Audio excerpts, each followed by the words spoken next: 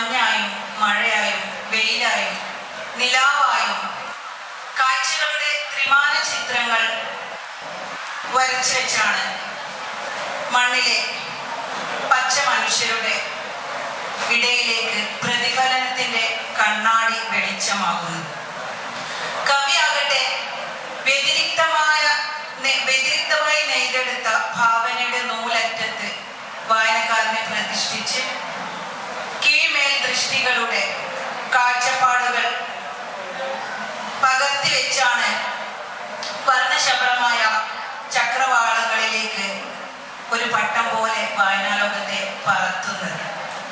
മനുഷ്യരുടെ ഇടുങ്ങിയ ചിന്താഗതികൾക്ക് അപ്പുറത്തുള്ള വിശാലമായ ഒരു ആകാശത്തേക്ക് തങ്ങളുടെ കവിതകൾ സൂക്ഷ്മദർശിനികളായി വെച്ചുകൊണ്ട് ഒരു ഉത്തമ മനുഷ്യന്മാരെ സൃഷ്ടിക്കുന്നതിൽ ഒട്ടേറെ കവിതകളൊക്കെ എഴുതി പ്രഗത്ഭരായ 3 വിശിഷ്ട കവികളെയാണ് നമുക്ക് ഇന്ന് ഈ സെഷനിലേക്ക് ലഭിച്ചിരിക്കുന്നത്.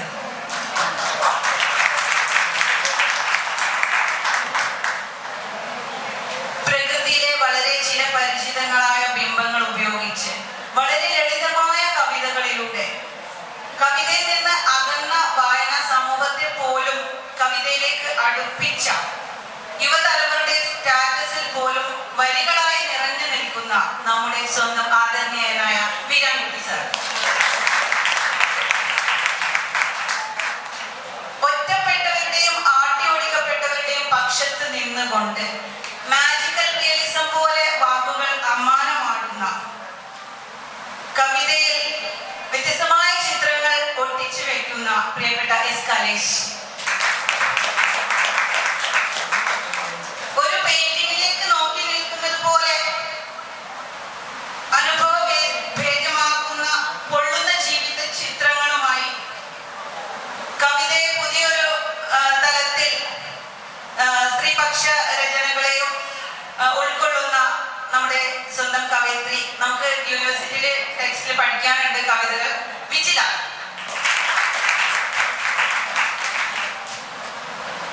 കവിത അതിരുകൾ ആകാശങ്ങൾ എന്ന ഈ സെഷനിലേക്ക് മലയാളികളുടെ മനം കീഴടക്കിയ ഈ കവികളെ ഞാൻ സ്വാഗതം ചെയ്യുന്നു.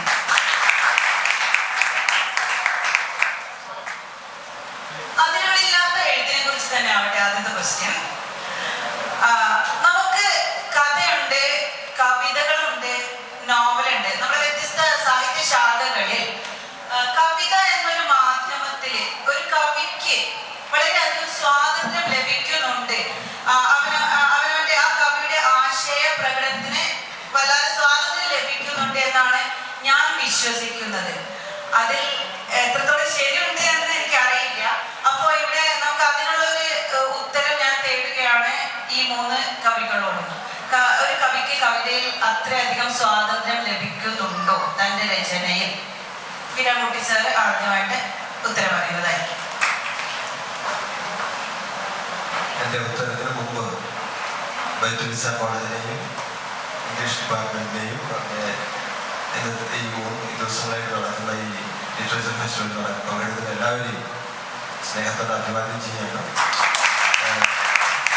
സാഹിത്യം വായിക്കാനും കേൾക്കാനും എഴുതാനൊക്കെ പുതിയ തലമുറയിൽ സജീവമായി രംഗത്തുണ്ട് എന്നതിൻ്റെ സന്തോഷമാണ് ആദ്യം രേഖപ്പെടുത്തുന്നത്. കവിതയുമായി ബന്ധപ്പെട്ട് ഫത്തിമ ചോദിച്ച ചോദ്യം, കവിത എങ്ങനെയാണ് സ്വാതന്ത്ര്യത്തിൻ്റെ മാധ്യമമായിട്ട് മാറുന്നത്, അങ്ങനെ മാറുന്നുണ്ടോ?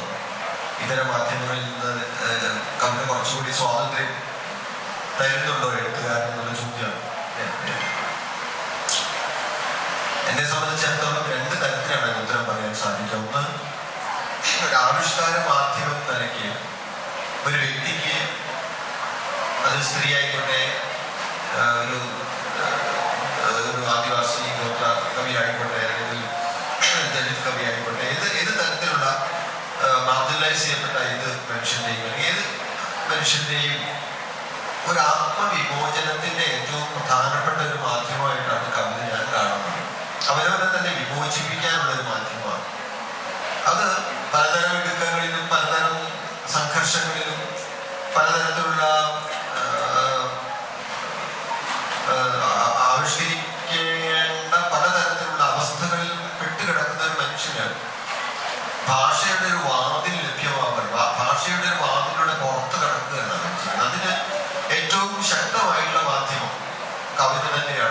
സംശയമൊന്നുമില്ല.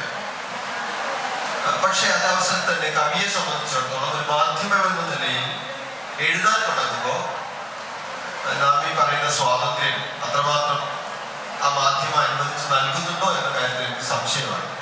അത് പറയാൻ കാരണം കവിത ഒരു ഭാഷാ മാധ്യമമാണ്, അല്ലെങ്കിൽ ഭാഷയ്ക്കാണ് കവിതയിൽ ഏറ്റവും പ്രാധാന്യം. മറ്റു മാധ്യമങ്ങളെ പോലെയല്ല കവിത. കവിത is an art of language എന്ന് പറയാം. ഭാഷയുടെ ഒരു കലയാണ് കവിത.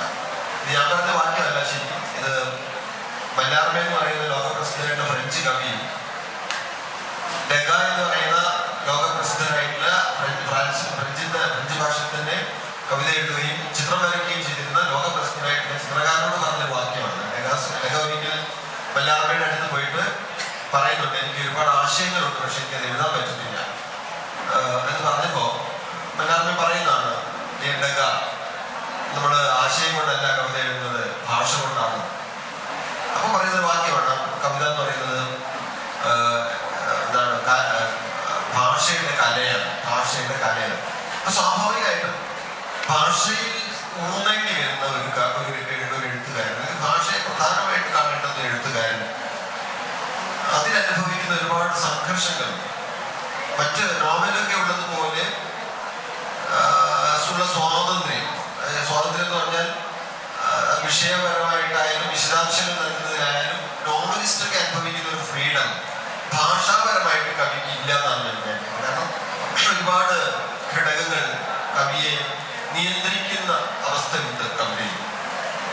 അതുകൊണ്ട് ഒരു ഭാഷയ്ക്ക് പ്രാധാന്യമുള്ള ഒരു ആവിഷ്കാര ലോകം എന്ന നിലയ്ക്ക് ഈ പറയുന്ന അനേകം അവസ്ഥകളെ തരണം ചെയ്തിട്ടാണ് ഒരു കവി തന്റെ ഭാവുകത്വം സൃഷ്ടിക്കുന്നത്.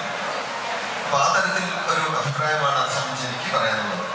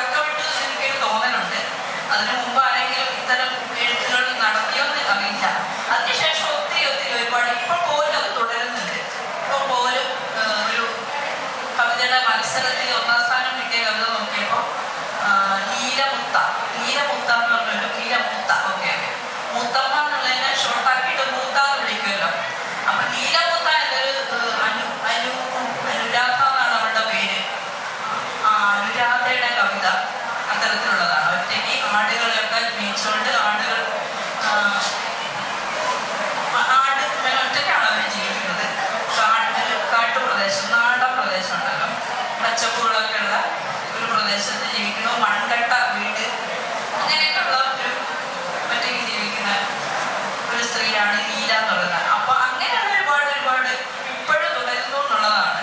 അപ്പൊ അതൊക്കെ ആണ് കവിതയിൽ സംഭവിച്ചുകൊണ്ടിരിക്കുന്നത്. പക്ഷേ ഈ പറയുന്ന പോലെ കവിതയാണ് നമ്മൾ അന്വേഷിക്കുന്നത്. കവിത അന്വേഷിക്കുന്നവരാണ് നമ്മൾ. വെറുതെ സംസാരിച്ചത് കൊണ്ടോ വെറുതെ അത് ഇങ്ങനെ പറഞ്ഞു വെച്ചത് കൊണ്ടോ കവിത ആവില്ല എന്നുള്ളതാണ്. അപ്പൊ അതിന് കുറെ ചേരുവകളുണ്ട്, ഭാഷാപരമായ ഒരു കണികളുണ്ട്, ഒരുപാട്.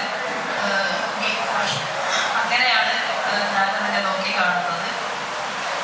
സൂക്ഷ്മതയാണ്, അതുപോലെ തന്നെ സൂക്ഷ്മതയാണ് ഈ കവിതയുടെ ഒരു പ്രത്യേകത എന്ന് പറയുന്നത്.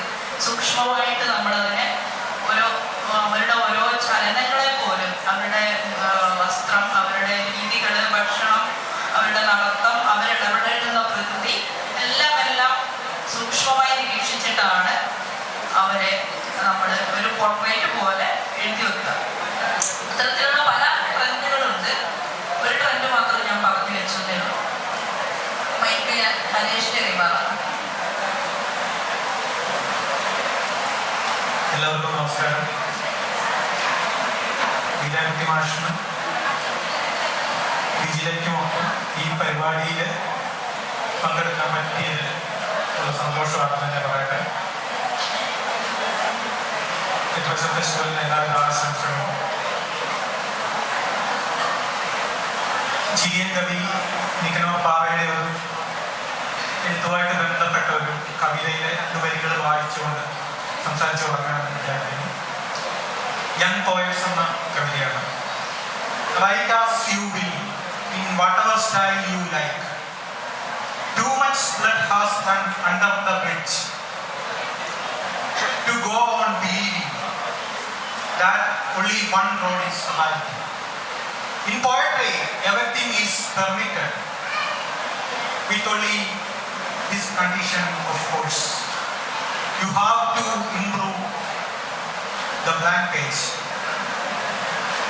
ഒഴിഞ്ഞ താളിനെ മെച്ചപ്പെടുത്തുക.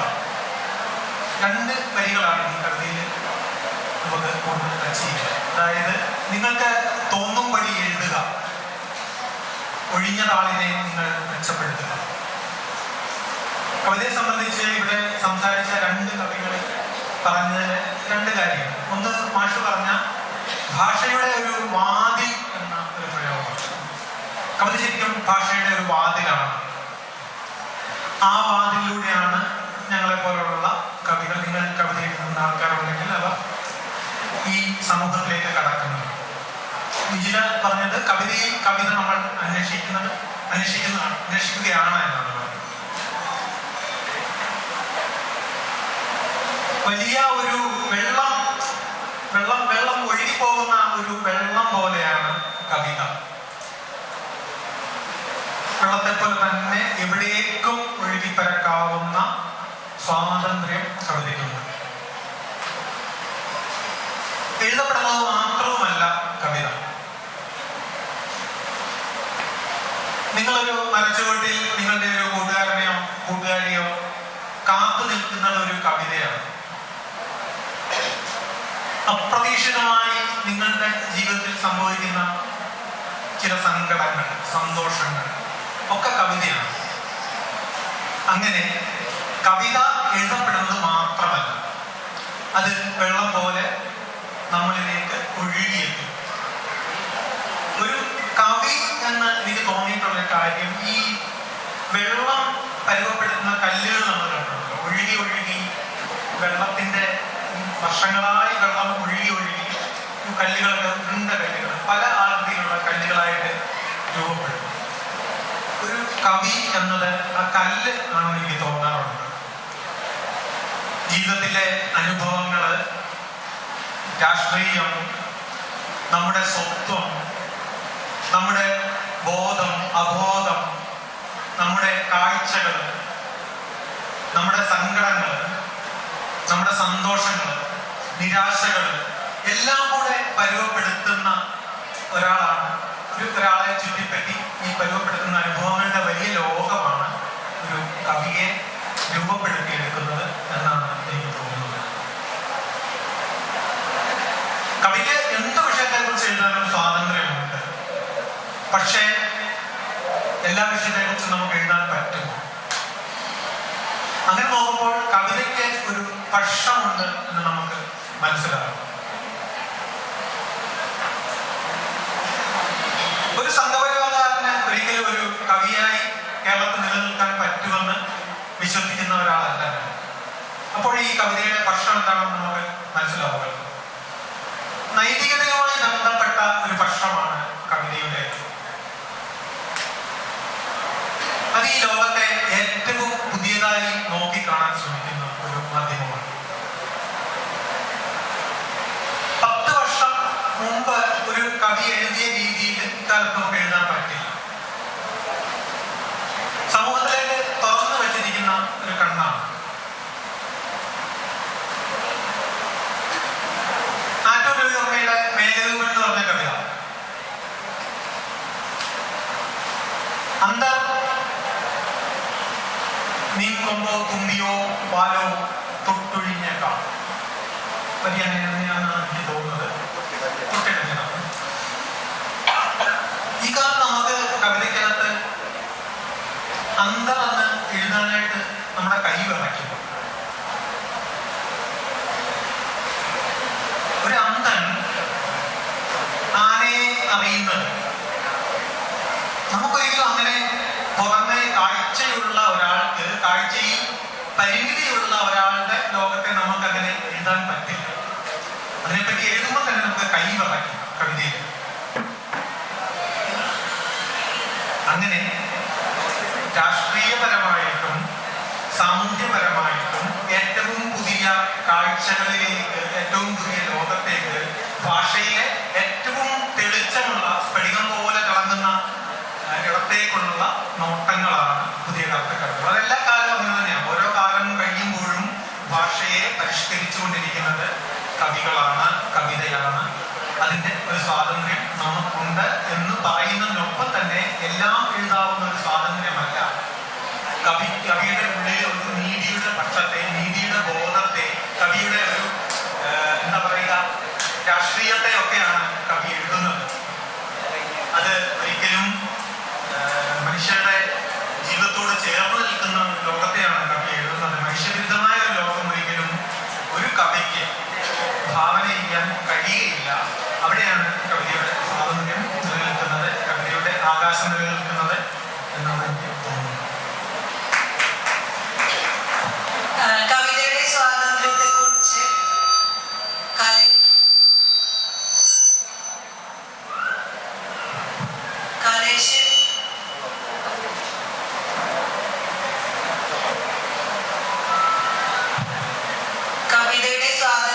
കുറിച്ച് കലേഷ് പറഞ്ഞ് വെച്ചെടുത്ത് നിന്ന് തന്നെ എൻ്റെ അടുത്ത ചോദ്യം ചോദിക്കാം. കവിതയുടെ സ്വാതന്ത്ര്യത്തെ കുറിച്ച് പറയുമ്പോൾ കവിത പരിഷ്കരിച്ചുകൊണ്ടിരിക്കുന്നു എന്നുള്ള ഒരു വസ്തുത ഇപ്പോൾ പറയുകയുണ്ടായി. 10 വർഷം മുമ്പത്തെ ഒരു കവിതയല്ല ഇപ്പോൾ ഉള്ള ഒരു കവിത. അത് മാസങ്ങളായാലും വർഷങ്ങളായാലും മാറിക്കൊണ്ടേയിരിക്കുകയാണ്. ഓരോ കവിയും തൻ്റെ കവിതയിൽ അല്ലെങ്കിൽ താൻ കവിത എഴുതുമ്പോൾ അതിൽ തൻ്റെതായ ഒരു സത്ത ആവിഷ്കരിക്കുകയും പല മാറ്റങ്ങളും കൊണ്ടുവരാൻ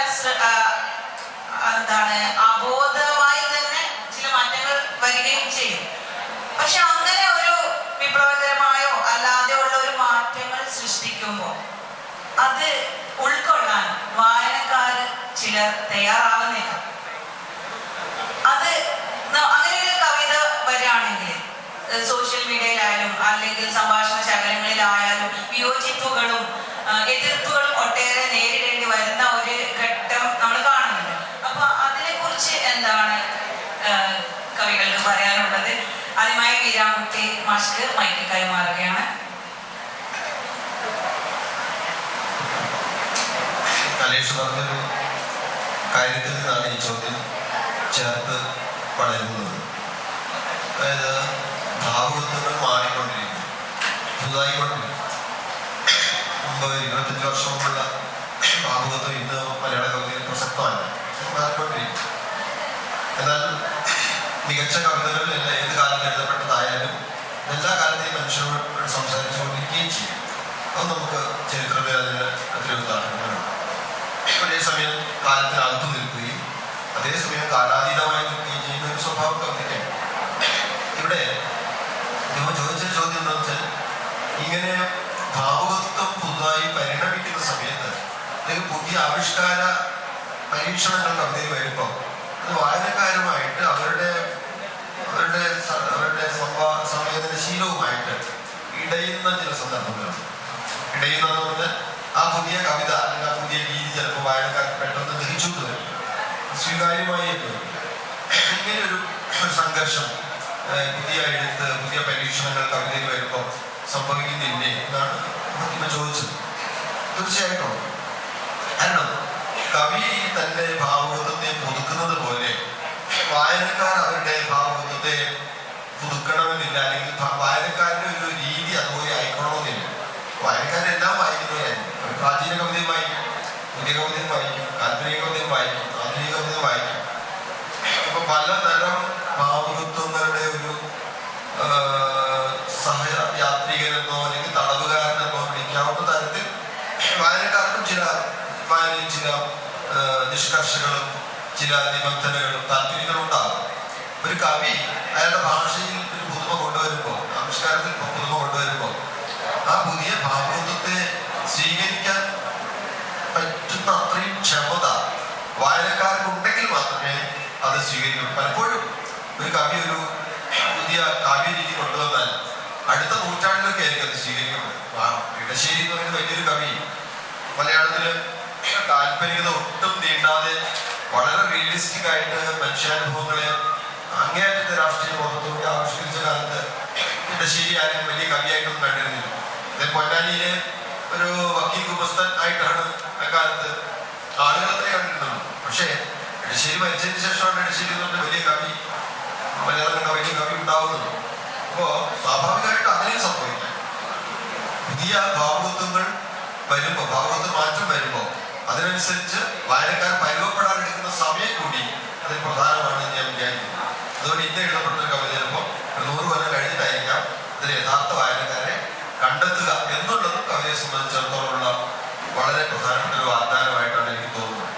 അതേ അവസരത്തിൽ ഈ ഭാവുകത്വ പരിണാമം എന്നുള്ളതിൽ കവിയുടെ ജൈവികതയുടെ അംശം കൂടി പരിഗണിക്കേണ്ടതുണ്ടെന്നാണ് ഞാൻ വിചാരിക്കുന്നത്. അതായത് ഞാനെന്ന കവി കവിത എഴുതുമ്പോൾ എനിക്ക് എൻ്റെ ജൈവിക സ്വഭാവവും എൻ്റെ DNA-യും എൻ്റെ പലതരത്തിലുള്ള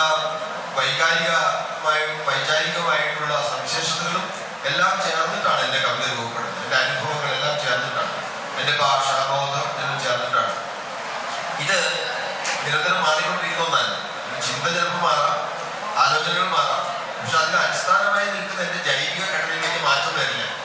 അതുകൊണ്ട് ഞാൻ എത്ര എൻ്റെ കവിതയിൽ വൈവിധ്യം കൊണ്ടുവരാൻ ശ്രമിച്ചാലും അത് എന്നോട് സത്യസന്ധനാണെങ്കിൽ അത് വലിയ തരത്തിലുള്ള മാറ്റങ്ങൾക്ക് വിധേയമാക്കാൻ വളരെ പ്രയാസമാണ്. ഞാനെപ്പോഴും ആലോചിച്ചുള്ള കാര്യമാണ്. നമുക്ക് വ്യത്യസ്തമായിട്ട് എഴുതണമെന്നൊക്കെ തോന്നും, പക്ഷെ എഴുതി വരുമ്പോൾ പഴയ വീരാൻകുട്ടി തന്നെ വരും. കാരണം എന്താ വെച്ചാൽ നമ്മളിലുള്ള ഒരു ജൈവ മനുഷ്യന്റെ കൂടി എക്സ്റ്റൻഷനാണ് അയാളാണ് സംസാരിക്കുന്നത്.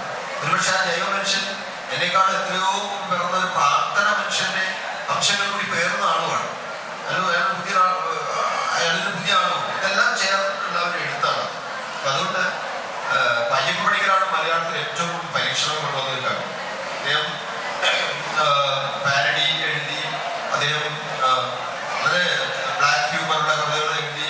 അതേ അവസരം തന്നെ വളരെ കാൽപ്പനികം എന്ന് തോന്നുന്ന കൃഷ്ണൻ നീ എന്നെ അറിയില്ല അല്ലേ, കൃഷ്ണ നീ എന്നെ അറിയില്ല ആ തരത്തിൽ സുഗമമായി മറുപടി പറഞ്ഞുകൊണ്ട് കവിത എഴുതി. അങ്ങനെ പിന്നെ ഗോപികാനന്ദനോട് എഴുതി, കുരുക്ഷേത്രം എഴുതി. ഇങ്ങനെ വളരെ വ്യത്യസ്തതകളുള്ള കവിതയിലാണ് മെയ്യപ്പെടുന്നത്. പക്ഷേ കുറെ കാലം കഴിയുമ്പോൾ ഈ പരീക്ഷണങ്ങളിൽ എത്രയൊക്കെ കാലത്തെ അതിജീവിച്ചു എന്നുള്ളത് ഒരു പ്രധാനപ്പെട്ട കാര്യമാണ്. കാലത്തെ അതിജീവിച്ചു എന്നുള്ളത് മാത്രമാണോ മാനദണ്ഡം വെച്ചാൽ അതല്ല. കാരണം അന്നത്തെ ആ പരീക്ഷണങ്ങൾ ആവശ്യമായിരുന്നു, ആ കാലത്തിന് ആവശ്യമായിരുന്നു.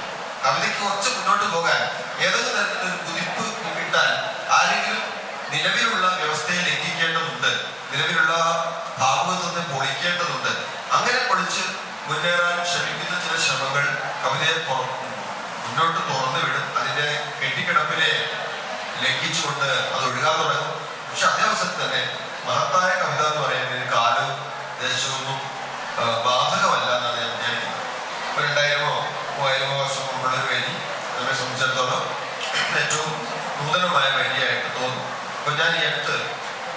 ഒരു തെയ്യത്തിന്റെ തോറ്റമ്പാട്ടിൽ കേട്ട ഒരു വരിയുണ്ട്. വരി ഇങ്ങനെയാണ്, എന്താണ്, അരിഞ്ഞു കുടിക്കല്ലേ കറന്ന് കുടിക്കേ. തോറ്റം പറയുമ്പോൾ പറയുന്നൊരു വരിയാണ്, അരിഞ്ഞു കുടിക്കല്ലേ കറന്ന് കുടിക്കേ. കറന്ന് കുടിച്ചാൽ മതി, അരിഞ്ഞു അകിട്ട് അറുത്ത് കുടിക്കരുത്. അപ്പൊ ചോരയാണ് വരുന്നത്. അപ്പൊ ഈ നമ്മുടെ വികസനത്തെ കുറിച്ചൊക്കെ വലിയ സങ്കല്പങ്ങൾ പറയുമ്പോൾ ഇത് എത്രയോ നൂറ്റാണ്ട് മുമ്പ് നമ്മുടെ ഒരു നാടോടി കാവ്യ സംസ്കാരത്തിൽ വളരെ സംക്ഷിപ്തമായിട്ട് ഈ ആശയം വന്നിരിക്കുന്നു, വളരെ തീവ്രമായിട്ട് ഈ ആശയം വന്നിരിക്കുന്നു എന്ന് കാണുമ്പോൾ കവിത എന്ന് പറയുന്നത് എത്ര മുന്നോട്ടുള്ള ആശയങ്ങളെയാണ് പ്രക്ഷേപിക്കുന്നത്, സംസാരിക്കുന്നത് എന്നുള്ളത് കൂടി നമുക്ക് മനസ്സിലാക്കാൻ സാധിക്കുന്നതാണ് എൻ്റെ ഒരു അഭിപ്രായം.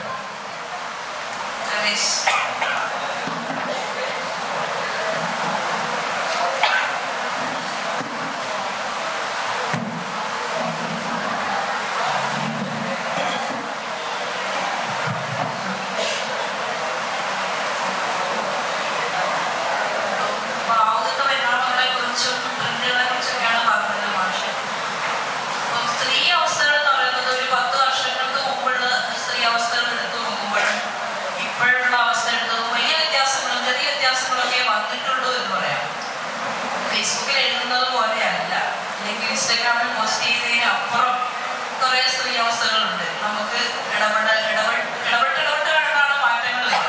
അപ്പോൾ മുറ്റമടിക്കുമ്പോൾ എന്താ തമ്മിയുടെ കവിത ഇപ്പോൾ വായിക്കുമ്പോൾ പോലും അതങ്ങനെ തന്നെയാണ്. അതിന് അവസ്ഥകൾക്ക് വലിയ മാറ്റമൊന്നും വന്നിട്ടില്ല എന്ന് എനിക്ക് തോന്നുന്നു. തൂത്തു നേരം പുലർന്നു, വെളിച്ചം വീണു, മിഴി തുറക്കുമ്പോൾ കാൽച്ചുവടും കരിയില പോലും നീങ്ങി, എന്തൊരു വൃത്തിയിൽ മുറ്റം. രാവരിച്ചു വന്നെത്തുന്ന പത്രം വാതിലിൽ വന്ന് മുട്ടി വീഴുമ്പോൾ ചപ്പുവാരി നിവർന്നവൾക്കിത്ര കാപ്പിമട്ട് കുടിക്കുവാൻ ദാഹം. രാവരിച്ചു വന്നെത്തുന്ന പത്രം വാതിലിൽ വന്ന് മുട്ടി വീഴുമ്പോൾ ചപ്പുവാരി നിവർന്നവൾക്കിത്ര കാപ്പിമട്ട് കുടിക്കുവാൻ ദാഹം എന്നാണ് അനിത തമ്പി എഴുതി വെച്ചിരിക്കുന്നത്. അതായത് മുറ്റമടിച്ച് വരുമ്പോൾ പത്രം കാണുമ്പോൾ പത്രം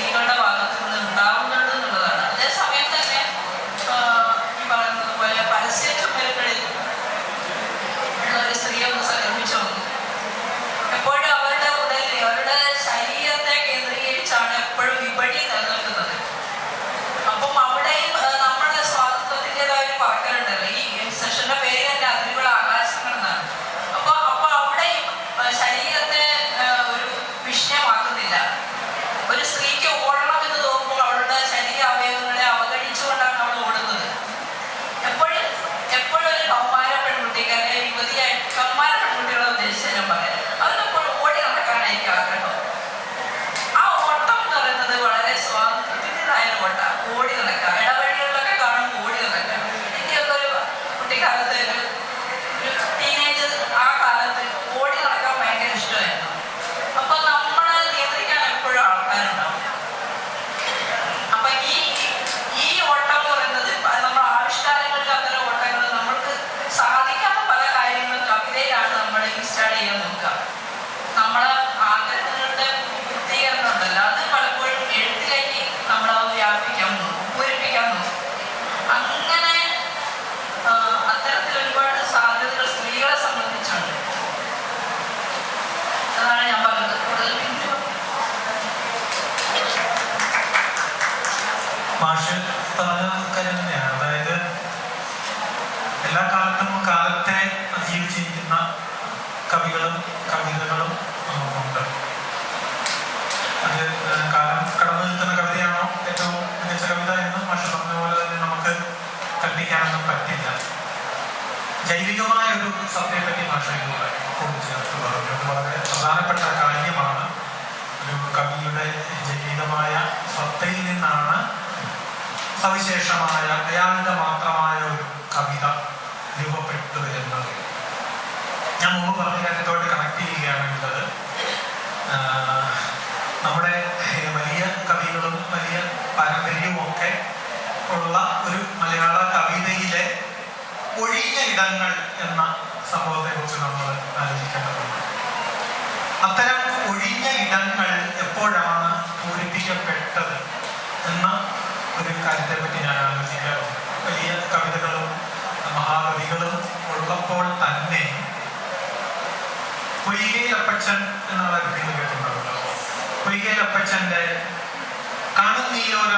കാണുന്നീലോരക്ഷരവും എന്റെ വംശത്തെ പറ്റി എന്ന പാട്ട്, കവിതയുള്ള ആ പാട്ട്, അല്ലെങ്കിൽ ഓർത്തിടുമ്പോൾ ഗേരമുള്ളിൽ നിറയുന്ന ചേർത്തിയിടത്തെ സ്വന്തരാഗത്തിൽ ചിലതല്ല എന്ന് പറയുന്ന കാര്യം. അത്തരം ഒഴിഞ്ഞ ഇടങ്ങൾ നമ്മുടെ ഭാഷയിൽ, നമ്മുടെ കവിതാ ചരിത്രത്തിൽ എപ്പോഴാണ് പൂരിപ്പിക്കപ്പെട്ടത്? ഒരു മുസ്ലിം ജീവിതം സവിശേഷമായിട്ട് മലയാള കവിതയിൽ എപ്പോഴാണ് പതിഞ്ഞത്? നമ്മൾ അതൊക്കെ ചിന്തിച്ചു കഴിയുമ്പോൾ മലയാള കവിതയുടെ ചരിത്രത്തിൽ പല പല കൂട്ടിച്ചേർക്കലുകൾ നടന്നിട്ടുള്ളതായി കാണാം. സവിശേഷമായ ജീവിതാനുഭവങ്ങൾ കൂടുതലായി കടന്നു വന്നാണ് നമ്മുടെ കാവ്യചരിത്രത്തെ പുതുക്കി മുന്നോട്ട് കൊണ്ടുപോകുന്നത്. ആ രീതിയിൽ ചിന്തിച്ചാൽ അപൂർണമാണ് നമ്മുടെ കവിതയുടെ ചരിത്രം. അത് ഓരോ കാലം കഴിയുമ്പോഴും 70കളിൽ ഒരു വിജയൻ പറഞ്ഞ പോലെ ഒരു സ്ത്രീ ജീവിതം കവിതയിൽ എത്ര സവിശേഷമായിട്ട് കടന്നു വന്നിട്ടുണ്ടെന്ന് എനിക്ക് അറിയുന്നില്ല. അതിനകത്തമ്പി 90കളുടെ അവസാനമാണ് പഠിക്കുമ്പോൾ എന്ന കവിത എഴുതുന്നത്. അതിനുശേഷം വിജയയുടെ കവിതകൾ വരുന്നു. ധന്യ എംപിയുടെ കവിതകൾ. ധന്യ മുറ്റമടിക്കാതിരിക്കുമ്പോൾ എന്ന് പറഞ്ഞ് ഈ അന്നത്തമ്പിയുടെ കവിതയ്ക്ക് ഒരു എതിർ കവിത എഴുതിയിട്ടുമുണ്ട്. അങ്ങനെയുള്ള സ്ത്രീ മുറ്റമടിക്കാതെ ഒരു പെൺകുട്ടി രാവിലെ മുറ്റത്തേക്ക് നോക്കിയിരിക്കുന്ന കവിതയും ഇവിടെ ഉണ്ടായി കഴിഞ്ഞു. അടുക്കളയിലെ ജീവിതം, ഒരു സ്ത്രീയുടെ അടുക്കളയിലെ ജീവിതം. വിജയ പറഞ്ഞ കാര്യം എടുത്ത് പറയുകയാണെങ്കിൽ, നമ്മൾ കവിതയിൽ എത്ര എഴുതി മുന്നോട്ട് പോയാലും സ്ത്രീ ജീവിതം നിങ്ങൾക്ക് തന്നെ നിൽക്കുന്നു എന്ന് പറഞ്ഞ കാര്യമാണ് വിജയ പറഞ്ഞത്. അത് നമ്മുടെ ഒരു കവികളുടെ കുഴപ്പമായിട്ട് എനിക്ക് തോന്നുന്നില്ല. നമ്മുടെ ഒരു സമൂഹത്തിന്റെ പ്രശ്നമാണ്. സമൂഹം പരിഷ്കരിക്കപ്പെടാതെ നിൽക്കുന്നതിന്റെ ഈ ഒരു സിസ്റ്റത്തിന്റെ പ്രശ്നമാണ്. നമ്മുടെ സിസ്റ്റം കൂടുതൽ എന്താ പറയുക, സമൂഹത്തിലെ നമ്മുടെ ജനസമൂഹങ്ങളെ പഠിക്കുക, അവരെ മുന്നോട്ട് കൊണ്ടുവരാനുള്ള നീക്കങ്ങൾ നടത്തുക എന്നതിലൂടെ മാത്രമേ സ്ത്രീകളുടെ ആയാലും ദളിതരുടെ ആയാലും ആദിവാസികളുടെ ആയാലും ഒക്കെ ജീവിതാവസ്ഥയിൽ മെച്ചമുണ്ടാകത്തുള്ളൂ. ഒരിക്കലും ഒരു കവി എഴുതുന്നതിലൂടെ ഒരു സാമൂഹ്യ ശ്രദ്ധ കിട്ടിയേക്കാം, പക്ഷെ ഒരു സമൂഹത്തെ അപ്പാടെ ഉയർത്തിക്കൊണ്ടുവരുവാൻ ഒരു കവിക്കോ ഒരു കവിതയ്ക്കോ കഴിഞ്ഞെന്ന് വരില്ല. ഒരു ആശയം നമുക്ക് മുന്നോട്ട് വെക്കാം.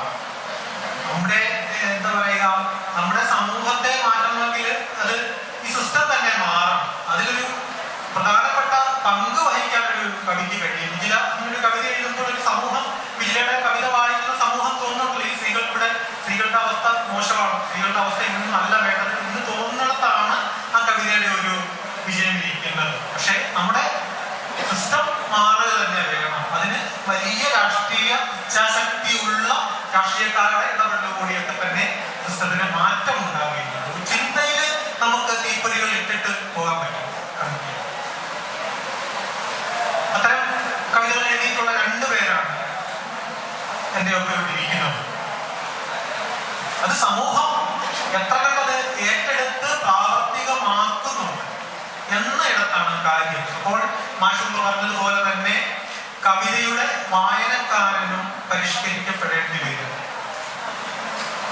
മലയാള സാഹിത്യം എടുത്താൽ ഏറ്റവും എളുപ്പം വായിക്കാവുന്ന ഒരു ഭാഷാ മാധ്യമമാണ് നോവൽ, അല്ല ചെറുകഥ. കവിതയിലേക്ക് അങ്ങനെ എളുപ്പം കടന്നു വരാൻ കഴിയുകയില്ല. കവിത എഴുതാനും ബുദ്ധിമുട്ടാണ്. ഒരു കവി എന്ന നിലയിലൊരു നമുക്കൊരു കവി എന്ന നിലയിൽ നമ്മളെ തിരിച്ചറിയണമെങ്കിൽ നമ്മൾ നമ്മുടേതായ കാവ്യ ഭാഷ ഉണ്ടാക്കണം, നമ്മുടേതായ വാക്കുകൾ വേണം, നമ്മുടെ ഭാഷ വേണം, നമ്മുടേതായ അനുഭവങ്ങൾ അതിൽ കടന്നു വരണം, ആഖ്യാന ശൈലി രൂപപ്പെട്ടു വരണം. അതിനൊക്കെ ഒരു വലിയ നീണ്ടകാലത്തെ പരിപാടിയാണ്. നീണ്ടകാലമായി ഭാഷയിൽ പണിയെടുക്കുന്ന ഒരാൾക്ക് കവിതയിൽ നിൽക്കാൻ കഴിയുള്ളൂ. പക്ഷേ കഥയിൽ അങ്ങനല്ല, നോവലിൽ അങ്ങനല്ല.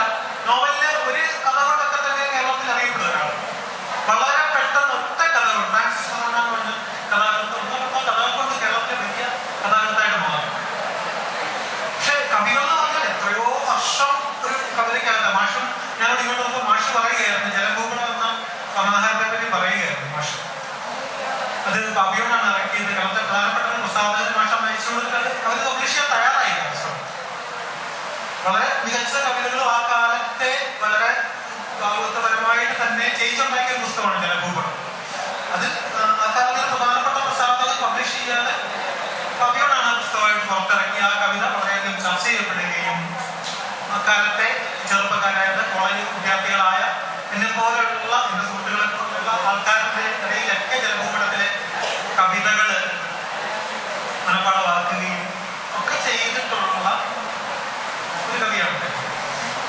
അപ്പൊ ഞാൻ പറഞ്ഞു വന്നത് കവിതയിൽ നമ്മൾ എടുക്കുന്ന ഒരു പണി, അങ്ങനെ 3 കവികൾ കവിതയിൽ എടുത്തുകൊണ്ടിരിക്കുന്ന ഒരു ജോലി, കവിത എഴുത്ത്. അത് ഒരുപക്ഷെ ഇക്കാലം തിരിച്ചറിയുമോ ഇല്ലയോ, തിരിച്ചറിയുമായിരിക്കും. പക്ഷെ പിന്നീടായിരിക്കാം അതിൻ്റെ ഒരു സത്ത.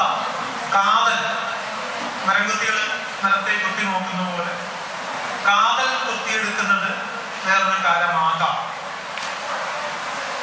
എന്നാണ് എനിക്ക് തോന്നുന്നത്. വീണ്ടും നമ്മുടെ സെഷന്റെ പേരിലേക്ക് ഞാൻ ഒന്നുകൂടി എത്തി നോക്കുകയാണ്. കവിത അതിരുകൾ ആകാശങ്ങൾ. ഓരോ അതിരിനെയും മായ്ച്ചു കളയുന്നത് പോലെ ആകാശത്തെ കുറിച്ച് ഒരുപാട് കവിത എഴുതിയ കവിയാണ് നമ്മുടെ വീരൻകുട്ടി മാഷ്. അപ്പോ ആ ഒരു പേരിൽ നിന്ന് ആകാശത്തെ എടുത്തു നോക്കുമ്പോൾ ഞാൻ 1-2 ചെറു കവിതകൾ ശേഖരിച്ചു വന്നിട്ടുണ്ട്. ഒന്ന്, കൊഴിഞ്ഞു പോകുന്നതിൽ വിലപിക്കുന്നത് എന്തിന്, അടരുന്നതിനും വീഴുന്നതിനും ഇടയിലുള്ള ഞൊടി നേരം കൊണ്ട് ഒരു പറവയുടെ ജീവിതം അത് ജീവിക്കുന്നുണ്ടല്ലോ. അപ്പോ അതില് ഒരു പറക്കലുണ്ട്, ഒരു സ്വാതന്ത്ര്യ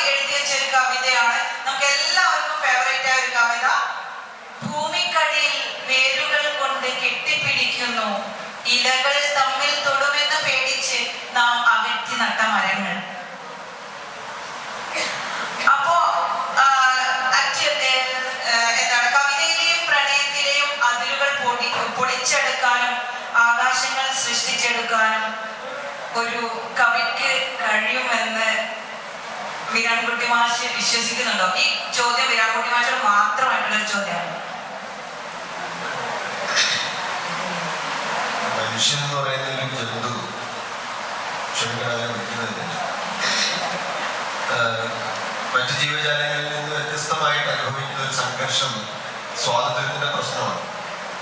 കൃഷ്ണഭാഷി പോസ്ത എന്ന് പറയുന്ന കവിയുടെ ഒരു കവിതയിൽ അവരത് വളരെ ഭംഗിയായിട്ട് പറയുന്നുണ്ട്. എന്താണ് റൂഗൽസ് ടു മങ്കീസ് എന്ന് പറഞ്ഞ ഇംഗ്ലീഷിലേക്ക് ട്രാൻസ്ലേറ്റ് ചെയ്യപ്പെട്ട ആ ഒരു പോളിഷ് കവിതയിൽ ഒന്നുമില്ല, ഒരു രണ്ട് കുരങ്ങന്മാരുടെ കഥയാണ്. ആ ചിത്രത്തെ ആസ്പദമാക്കിയിട്ടുണ്ട്. ഒരു കുരങ്ങൻ ഇങ്ങനെ ജാലകപ്പടിയിൽ എന്നിട്ട് സമുദ്രത്തെ നോക്കിയിട്ട് ഇങ്ങനെ ഉത്സാഹത്തോടെ ഇങ്ങനെ ഇരിക്കുന്നു. മറ്റൊരു കുരങ്ങ് അതും ചങ്ങലയിട്ടാണ് നിലത്ത് അസ്വസ്ഥനായിട്ട് നടക്കുന്നു. എനിക്ക് പരീക്ഷയാണ്, വിഷയം മാനവ ചരിത്രം എന്നുള്ളതാണ്. ഞാനിങ്ങനെ എഴുതാൻ ശ്രമിക്കുന്നു, പക്ഷെ എനിക്കൊരു അക്ഷരം എഴുതാൻ പറ്റുന്നില്ല, ഒന്നും ഓർമ്മ വരുന്നില്ല. മനുഷ്യചരിത്രത്തെ കുറിച്ചുള്ള പരീക്ഷയിലൊന്നും എഴുതാൻ ഓർമ്മ വരുന്നില്ല. ഞാൻ മുക്കുകയും വിരളുകയും ചെയ്യുന്നു. പെട്ടെന്ന് ഞാൻ ആ കുരങ്ങിന്റെ ചങ്ങലക്കിരുക്കം കേട്ടു. അപ്പോൾ എഴുതേണ്ടതെല്ലാം എനിക്ക് മനസ്സിലായി എന്നുള്ള കവിതയിൽ. അപ്പോ മനുഷ്യ ചരിത്രത്തോട് ചങ്ങലയുടെ ചരിത്രം കൂടി മൃഗങ്ങളുടെ ചരിത്രത്തോട് ഒരു ചങ്ങലയുടെ ചരിത്രം കൂടി ചേർത്താൽ മനുഷ്യന്റെ ചരിത്രമാണ്. ഈ ചങ്ങല എന്ന് പറയുന്നത് സ്വാതന്ത്ര്യക്കുറവ് എന്ന് പറയുന്നതാണ് മനുഷ്യന്റെ ഉദ്യോഗങ്ങളിൽ, മനുഷ്യന്റെ ഭാവനയിൽ എല്ലാറ്റിലും പ്രവർത്തിക്കുന്ന പ്രധാനപ്പെട്ട സ്വാതന്ത്ര്യ ദാഹം തന്നെയാണ്. ഇത് രാജ്യം സ്വാതന്ത്ര്യമാകുന്നത് മാത്രമല്ല, ഓരോ വ്യക്തിയും സ്വാതന്ത്ര്യം കൊതിക്കുന്നു. എന്നെ സംബന്ധിച്ചിടത്തോളം ഞാൻ പലപ്പോഴും അങ്ങനെ പ്രവർത്തിക്കാൻ പറഞ്ഞപ്പോഴാണ് ഞാനത് ശ്രദ്ധിച്ചത്. സ്വാതന്ത്ര്യം എന്റെ പ്രധാനപ്പെട്ട വിഷയമാണ് കവിതയിൽ. അതെങ്ങനെ വരുന്നത് എനിക്ക് അറിഞ്ഞൂടാ. സ്വാതന്ത്ര്യത്തെ കുറിച്ച് ഏറ്റവും ഒടുവിൽ എനിക്കൊരു ചെറിയ കവിത ഞാൻ വായിക്കാം. ദേശീയഗാനത്തിന്റെ വില ശരിക്കും അറിയുന്നത് കുഞ്ഞുങ്ങളാണ്. ദേശീയഗാനത്തിന്റെ വില ശരിക്കും അറിയുന്നത് കുഞ്ഞുങ്ങളാണ്. എന്നും അത് പാടിത്തീരുന്ന മുറയ്ക്ക് അവർക്ക് സ്വാതന്ത്ര്യം കിട്ടുന്നു. എന്നും അത് പാടിത്തീരുന്ന മുറയ്ക്ക് അവർക്ക് ഇത് എങ്ങനെയാണ് ഈ സ്വാതന്ത്ര്യം എന്നുള്ള ആശയം ഇങ്ങനെ നിരന്തരം വരുന്നത് എനിക്കറിയില്ല. പക്ഷെ ഞാൻ അത്തരത്തിൽ എന്നിൽ പ്രവർത്തിക്കുന്ന ഒരു ചങ്ങനെയുള്ള മനുഷ്യൻ സ്വാതന്ത്ര്യപ്പെടാൻ വേണ്ടി കവിതയെ ഉപയോഗിക്കുന്നതിന്റെ ഒരു ഒരു ഒരു ഒരു എന്താണ് മാതൃകയായിരിക്കാം.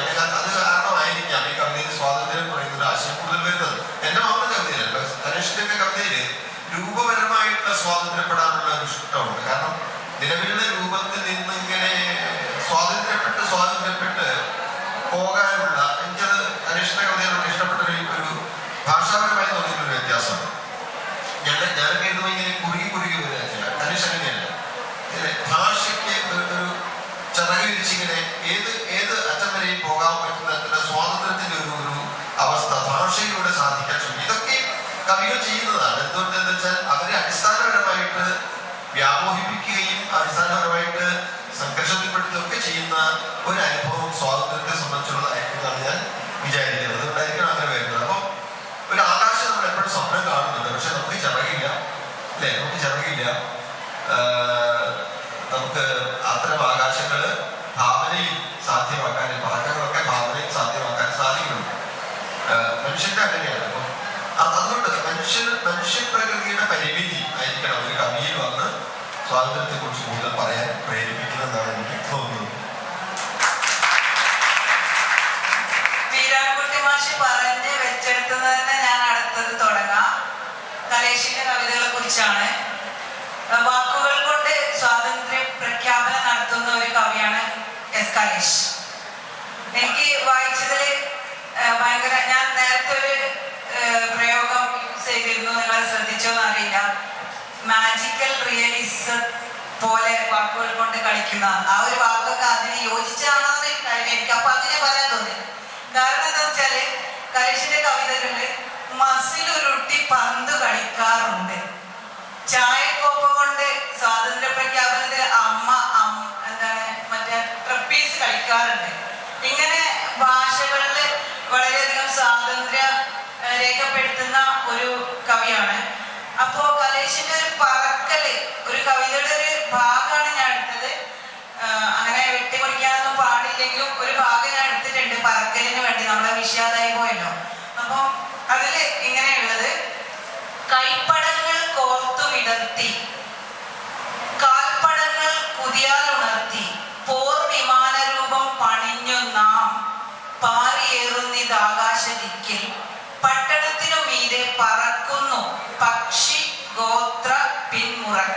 കാർ, നമ്മൾ. അങ്ങനെയാണ് ഒരു വരി. അതില് പറക്കലിന്റെ ഒരു സംഭവം വ്യക്തമായിട്ട് കാണാൻ കഴിയുന്നുണ്ട്. അതുപോലെ വേറൊരു കവിത എനിക്ക് ശ്രദ്ധയിൽപ്പെട്ടത്, നേരത്തെ ഞാൻ ആദ്യമേ ചോദിക്കാൻ പ്ലാനിട്ട് വന്നതാണ്. പൊയ്കയിൽ അപ്പച്ചന്റെ കാര്യത്തിൽ ഞാൻ സംസാരിക്കാൻ വെച്ച കാര്യം കലേഷ് ഇങ്ങോട്ട് വരുമ്പോ പിന്നെയും കലേഷ് പറഞ്ഞതിൽ നിന്ന് പൊയ്കയിൽ അപ്പച്ചൻ എടുത്ത് പറയേണ്ട, റിപ്പീറ്റേഷൻ വേണ്ടെന്ന് വെച്ചിട്ട് ഒന്ന് മാറ്റി വെച്ചതായിരുന്നെങ്കിൽ എനിക്ക് പറയാതിരിക്കാൻ വയ്യ. ആ കവിത ഇങ്ങനെയാണ് പോകുന്നത്. 30കളിലെ ഞങ്ങളുടെ ദൈവങ്ങൾ 40കളിൽ തൊലഞ്ഞു പോയി.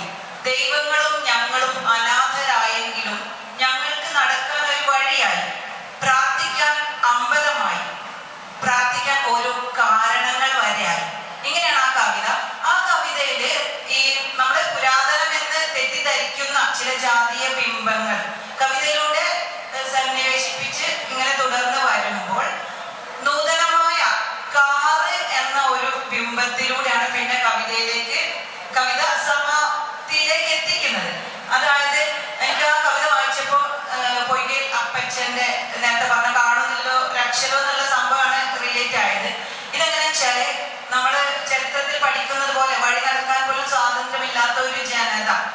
അപ്പൊ ആ വഴിയിലൂടെ പിന്നീട് കാലമാറ്റത്തിനനുസരിച്ച് കാറിലൊക്കെ പോകുന്ന ഒരു അവസ്ഥയിൽ ആ ഒരു ക്യാരക്ടറിന് ഫീൽ ചെയ്യുന്ന ഒരു സംഭവമാണ് കിടക്കുന്നത്. അതുപോലെ ഇപ്പൊ അടുത്ത് വന്ന ARM എന്ന് പറഞ്ഞ സിനിമയില് എനിക്ക് ഭയങ്കര ടച്ചിങ് ആയ ഒരു സംഭവമാണ്.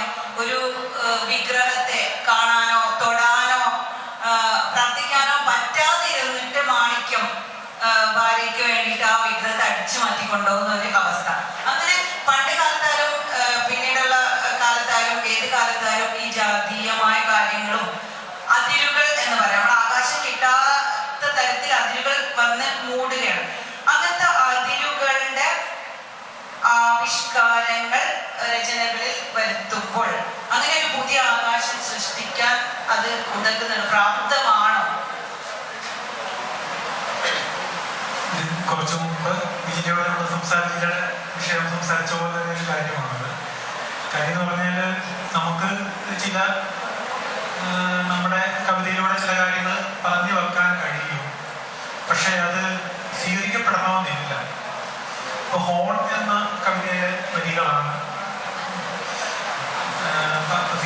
പറഞ്ഞത്. അത് വൈക്കം ക്ഷേത്രത്തിന് സമീപത്ത് കൂടി കാവിൽ പോയ ഒരു അനുഭവമാണ് ആ കവിതയ്ക്ക് പിന്നിലുള്ളത്. 936 ക്ഷേത്ര പ്രവേശന വിളംബരം കേരളത്തിലെ അമ്പലങ്ങളിൽ നിന്ന് പുറത്തു നിന്ന് മനുഷ്യൻ അകത്തേക്ക് അവരെ ക്ഷണിച്ചപ്പോൾ അവരുടെ ജീവിതത്തിന്, അവരുടെ വിശ്വാസത്തിന് എന്ത് മാറ്റമാണ് അമ്പലങ്ങളിലെത്തിയതോടെ സംഭവിച്ചത് എന്നുള്ളൊരു ആലോചനയിലൂടെ ആ കവിതയ്ക്ക് പിന്നിലുണ്ട്. അപ്പോൾ കേരളത്തിലെ മനുഷ്യരുടെ അടിസ്ഥാന ജനവിഭാഗത്തിന്റെ വിശ്വാസങ്ങൾ എവിടേക്ക് പോയി? പകരം അവിടെ പ്ലേസ് ചെയ്തത് ബ്രാഹ്മണികരായ വിശ്വാസങ്ങളാണ്. കേരളത്തിലെ ദളിത് പൂണൂലിട്ട ഒരാളുടെ മുമ്പിൽ പോയി തൊഴിൽ നിൽക്കുന്നതിനകത്ത് ഒരു അപഹാസ്യത എന്നെ കൊണ്ട് എഴുതിപ്പിച്ച വരികളാണ്. പക്ഷെ ഈ പറഞ്ഞതുപോലെ അമ്പലത്തിലേക്ക് പോകുന്ന ഏറ്റവും അടിസ്ഥാന വിഭാഗം ഈ കവിത എങ്ങനെ സ്വീകരിക്കുമെന്ന് എനിക്ക് അറിയത്തില്ല. അതാണ് സമൂഹം നമ്മൾ എഴുതുന്ന വരികൾ കൂടെ തിരിച്ചറിഞ്ഞാലേ അതിനകത്ത് മാറ്റം ഉണ്ടാകുകയുള്ളൂ. അപ്പോഴേ ഈ അതിരുകൾ ഭേദിക്കാനായിട്ട് കഴിയുകയുള്ളൂ. ഒരു പക്ഷേ അടുത്ത ഒരു തലമുറ ചിലപ്പോൾ ആ കവിതയിൽ നിന്നും അല്ലെങ്കിൽ ആ വരിയിൽ നിന്നും തിരിച്ചറിയപ്പെട്ടേക്കാം. ബ്രാഹ്മണികലായ ആചാരങ്ങളിലേക്കും വിശ്വാസങ്ങളിലേക്കും കേരളത്തിലെ ദളിതർ കടന്നു എന്നപ്പോൾ അവർക്ക് നഷ്ടപ്പെട്ടതെന്ത്? അവർക്ക് പ്രാർത്ഥിക്കാൻ അമ്പലങ്ങളായപ്പോൾ അവർക്ക് നഷ്ടപ്പെട്ടതെന്ത് എന്നുള്ള ഒരു ചിന്തയാണ് ആ കവിതയ്ക്കകത്ത് ഉള്ളത്. കീഴാളന്റെ ദൈവങ്ങളെ വെട്ടിത്തള്ളിക്കൊണ്ടാണ് അമ്പലങ്ങൾക്കുള്ളിലേക്ക് കീഴാളരെ വിളിച്ച് കയറ്റിയത്. അതുകൊണ്ട് കീഴാളരുടെ ഒരു സമുദായം അല്ലെങ്കിൽ കീഴാളർ പരിഷ്കരിക്കപ്പെട്ടില്ല എന്ന് വിശ്വസിക്കുന്ന ഒരാളാണ് ഞാൻ. ആ അർത്ഥത്തിലാണ് കവിത എഴുതിയത്. രണ്ടാമത്തെ കവിത പഞ്ചമയാത്രി എന്ന കവിതയാണ്. അത് ഒരു കൂട്ടുകാരിയോടുള്ളൊരു സംഭാഷണങ്ങൾ, ഒരു അങ്ങനെ ഒരാളുമായിട്ടുള്ള ഒരു കമ്മ്യൂണിക്കേഷൻ, ആശയ സംവാദം അല്ലെങ്കിൽ അവരുമായിട്ടുള്ള ഡയലോഗ്സ് അതിലൂടെ രൂപപ്പെട്ടു വന്ന കവിതയായിട്ടാണ് ആ കവിത രൂപപ്പെട്ടത്. പച്ച കുത്തുവാനെത്തിയ ഒരു കൂട്ടുകാരിക്കൊപ്പം നഗരത്തിലൂടെ നടക്കുന്നതും, അവർക്ക് പക്ഷിയുടെ ചിത്രമാണ് അവർ കഴുത്തിന് പിന്നില് പച്ച കുത്തുന്നത്. ആ പച്ച കുത്തിയ പക്ഷിയുടെ ചിത്രത്തില് ചിറകുകൾ മുളയ്ക്കുന്നതും, രണ്ടാളും കൂടി എറണാകുളം നഗരത്തിന്റെ, കൊച്ചി നഗരത്തിന്റെ ആകാശത്ത് പറക്കുന്നതുമാണ് കവിതയിലൂടെ ഭാവന ചെയ്തിരിക്കുന്നത്. അപ്പോൾ ഈ വെളിച്ചത്തിന്റെ, നഗരത്തിന്റെ രാത്രി എന്ന് പറയുന്നത് നമുക്കറിയാമല്ലോ, വെളിച്ചത്തിന്റെ സഞ്ചാരമുണ്ട്. പലതരത്തില് പല പല വെളിച്ചങ്ങൾ, വണ്ടികൾ, കായലിനുള്ള കാഴ്ചകൾ, കച്ചേരികൾ, പള്ളികൾ, കായലും കടലും ചേരുന്ന കുട്ടിക്കഴുത്ത്, അങ്ങനെ പലതരത്തിൽ എറണാകുളം നഗരത്തിന്റെ ആകാശ കാഴ്ചയാണ് പഞ്ചമരാത്രി എന്ന കവിതയിൽ ഭാവന ചെയ്തത്. അത് അതിൽ കടന്ന ഒരു കവിതയായിട്ടാണ് എനിക്ക് തോന്നിയിട്ടുള്ളത്. പറഞ്ഞ അതിനെ ബന്ധപ്പെടുത്തി സംസാരിക്കുകയാണെങ്കിൽ അത് കുറച്ചൊരു, ഞാൻ എഴുതി വന്ന രീതിയെ മാറ്റിയിട്ട് കുറച്ചൊരു താളം കടന്നു വരുന്ന ഒരു കവിത കൂടിയാണ്. അങ്ങനെയൊക്കെയാണ് അതിനെ കാണുന്നത്.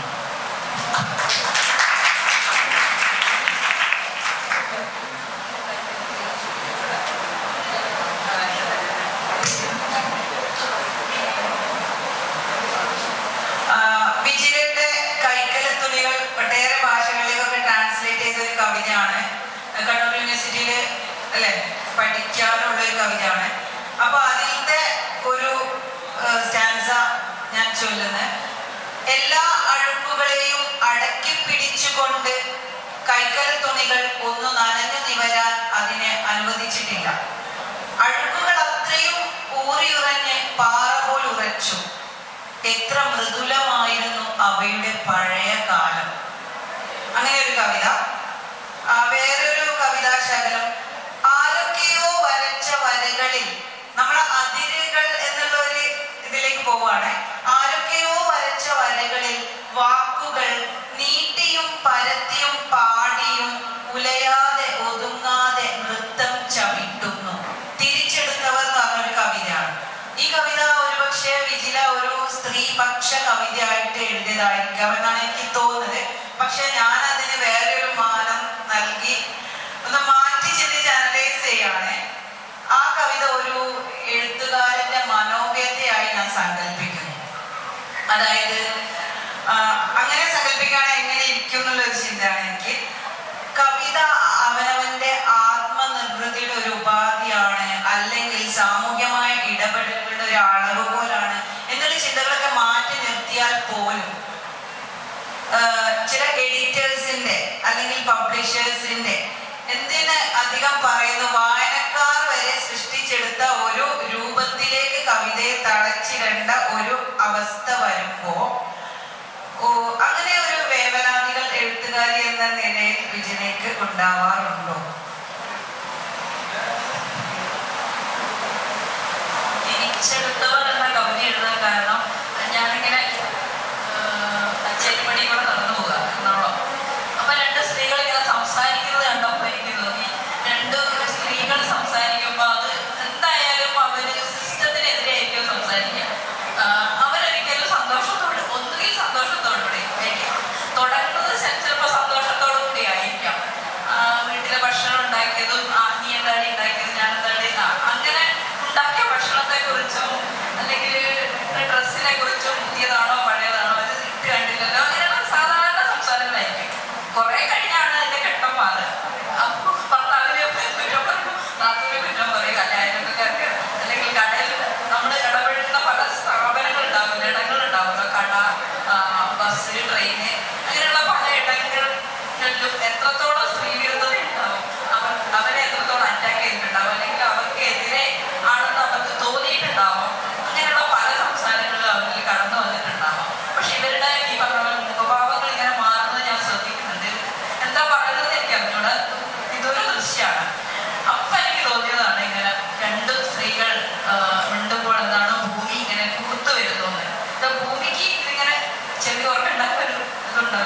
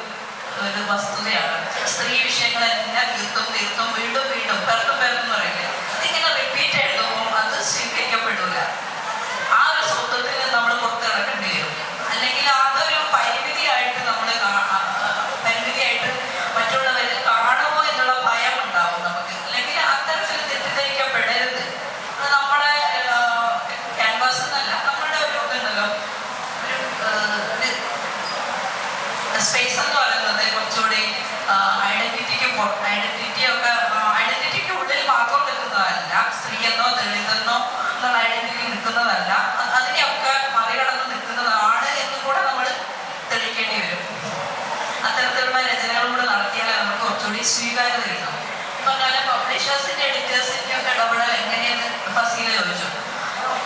നമ്മളിപ്പോ മലയാളത്തിൽ എഴുതുന്ന കവിത എന്ന് പറയുന്നത് എനിക്ക് വലിയ കുഴപ്പമൊന്നും തോന്നിയിട്ടില്ല. അവിടെ കവിത അയക്കുമ്പോൾ എനിക്ക് ഇന്ന കവിത മാത്രമേ അയക്കാവൂ, ആ കവിത പരിശോധിച്ചത് മലയാളത്തിന് പറ്റിയതാണോ എന്ന് നമ്മൾ പരിശോധിക്കും. അങ്ങനെ മലയാളത്തിന്റെ സമകാലിക മലയാളത്തിന് അങ്ങനെ ഒരു വിഷയമല്ല. പക്ഷെ മാധ്യമം പോലെയുള്ള ഒരു ആഴ്ചപ്പതിപ്പ്, ദേശാഭിമാനി ആഴ്ചപ്പതിപ്പ്, മാതൃഭൂമി, ഇതൊക്കെ അയക്കുമ്പോൾ നമ്മൾ ശ്രദ്ധിക്കും എത്രത്തോളം അവരിതെത്രത്തോളം സ്വീകരിക്കും എന്നുള്ളത്. അപ്പോൾ വയലൻസിനെ സ്വാധീനിക്കുന്ന കവിത നമുക്ക് ഒരിക്കലും എഴുതാൻ പറ്റില്ല. പക്ഷെ ജയിൽ അനുഭവങ്ങൾ ഉള്ള ഒരു സ്ത്രീ, ജയിൽ അനുഭവങ്ങൾ ഞാൻ വായിച്ചു ഇടയ്ക്ക് ഒരു പുസ്തകത്തിന് അവതാരിക എഴുതാൻ വേണ്ടിയിട്ടാണ് ഞാനത് വായിക്കുന്നത്. ജയിലില് കഞ്ചാവ് വിൽപ്പനയിൽ അവർ പങ്കാളിയാക്കേണ്ടി വരികയാണ്. കോഴിക്കുള്ള വളമാണെന്ന് പറഞ്ഞിട്ട് കഞ്ചാവ് കൊണ്ടുകൊടുക്കുക. അപ്പൊ ഇവര് സാധാരണ നാട്ടുപുറത്തെ സ്ത്രീയാണ്, അവർക്കറിയില്ല ഇത് എന്താ കഞ്ചാവാണോ മയക്കുമരുന്നാണെന്നൊന്നും അവർക്കറിയില്ല. അവർ കുറച്ച് കൂടുതൽ പൈസ കിട്ടും, അവരുടെ ജീവിതം മെച്ചപ്പെടുമല്ലോ എന്ന് മാത്രമാണ് അവർ അന്നേരം വിചാരിക്കുന്നത്. അങ്ങനെ കൊണ്ടുകൊടുക്കുന്നതിനിടയിൽ അവർ കഞ്ചാവ് കേസിൽ പ്രതിയാവുന്നു, ജയിലിലാവുന്നു. അപ്പോൾ അവിടെ ഒരുപാട് സ്ത്രീകളുണ്ട്. അതിൽ ഒരു സ്ത്രീയാണ് വിലാസിനി എന്നത് സ്ത്രീ.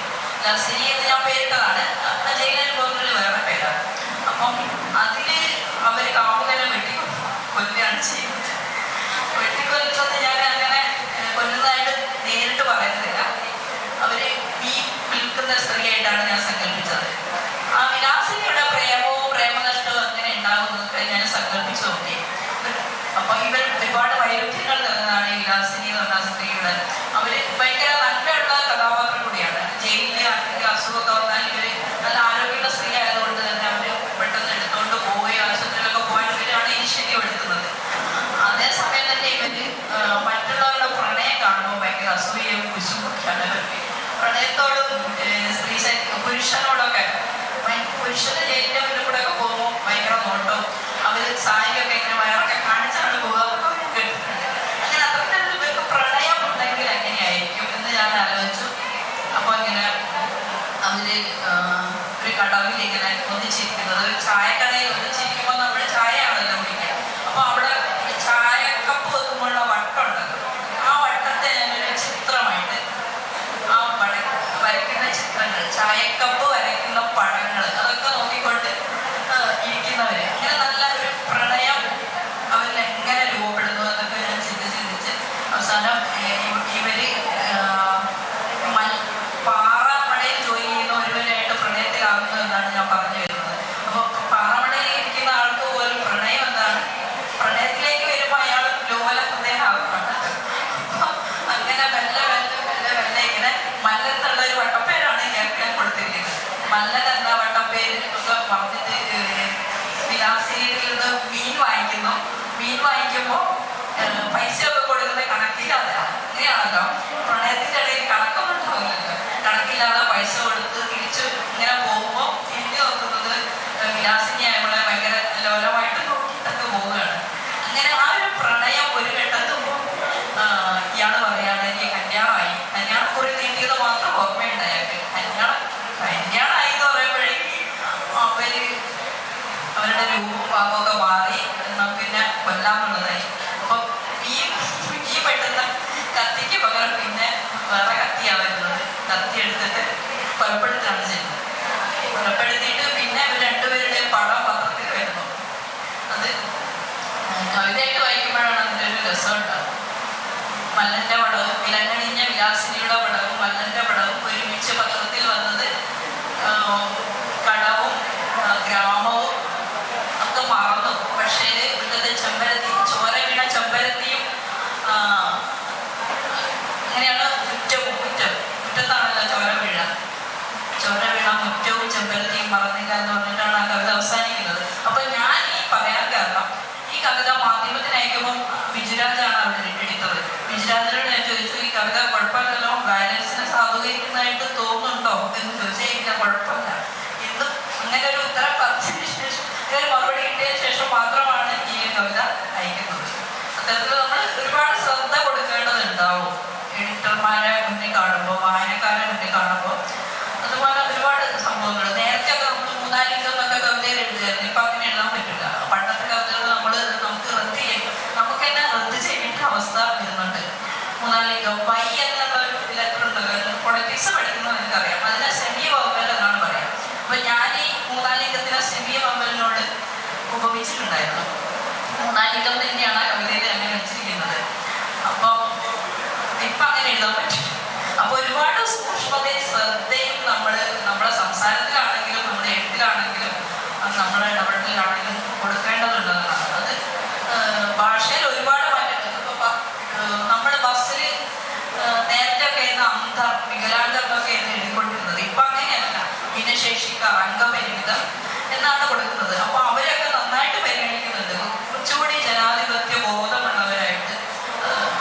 സമൂഹവും ഭരണകൂടം ഒക്കെ മാറുന്നുണ്ട്. അതിന് കവിതയ്ക്കും വലിയ പങ്കുണ്ടെന്നാണ് ഞാൻ വിചാരിക്കുന്നത്.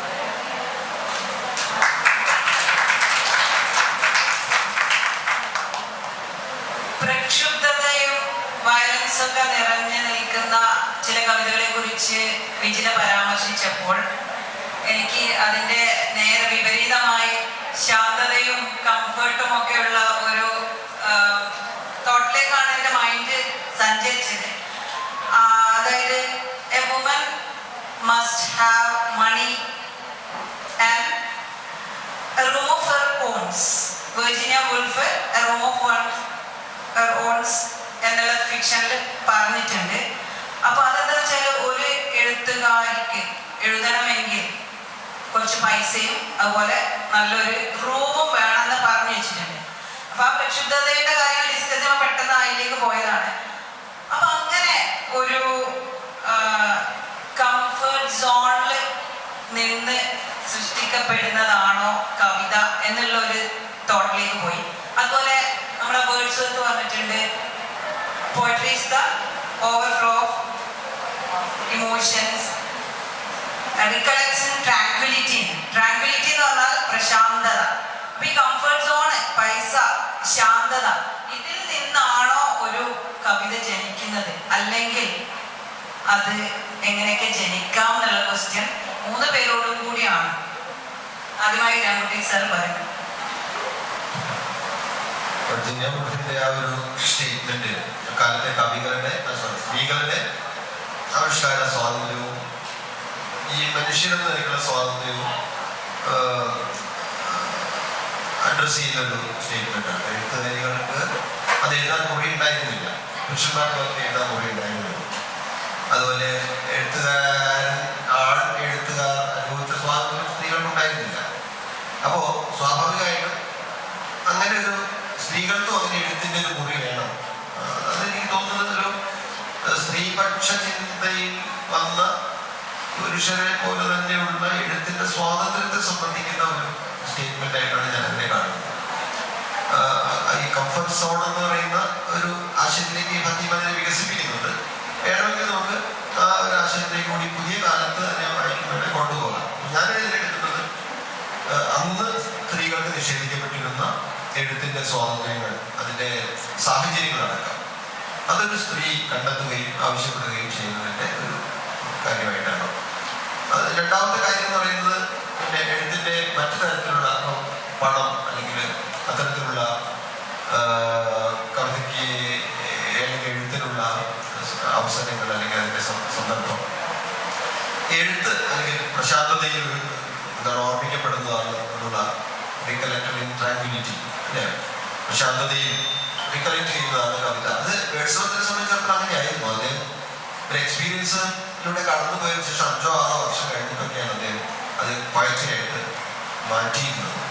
അത് അദ്ദേഹത്തിന്റെ ഒരു രചനാ രീതി കൂടി അതിനകത്ത് തോന്നുന്നത്.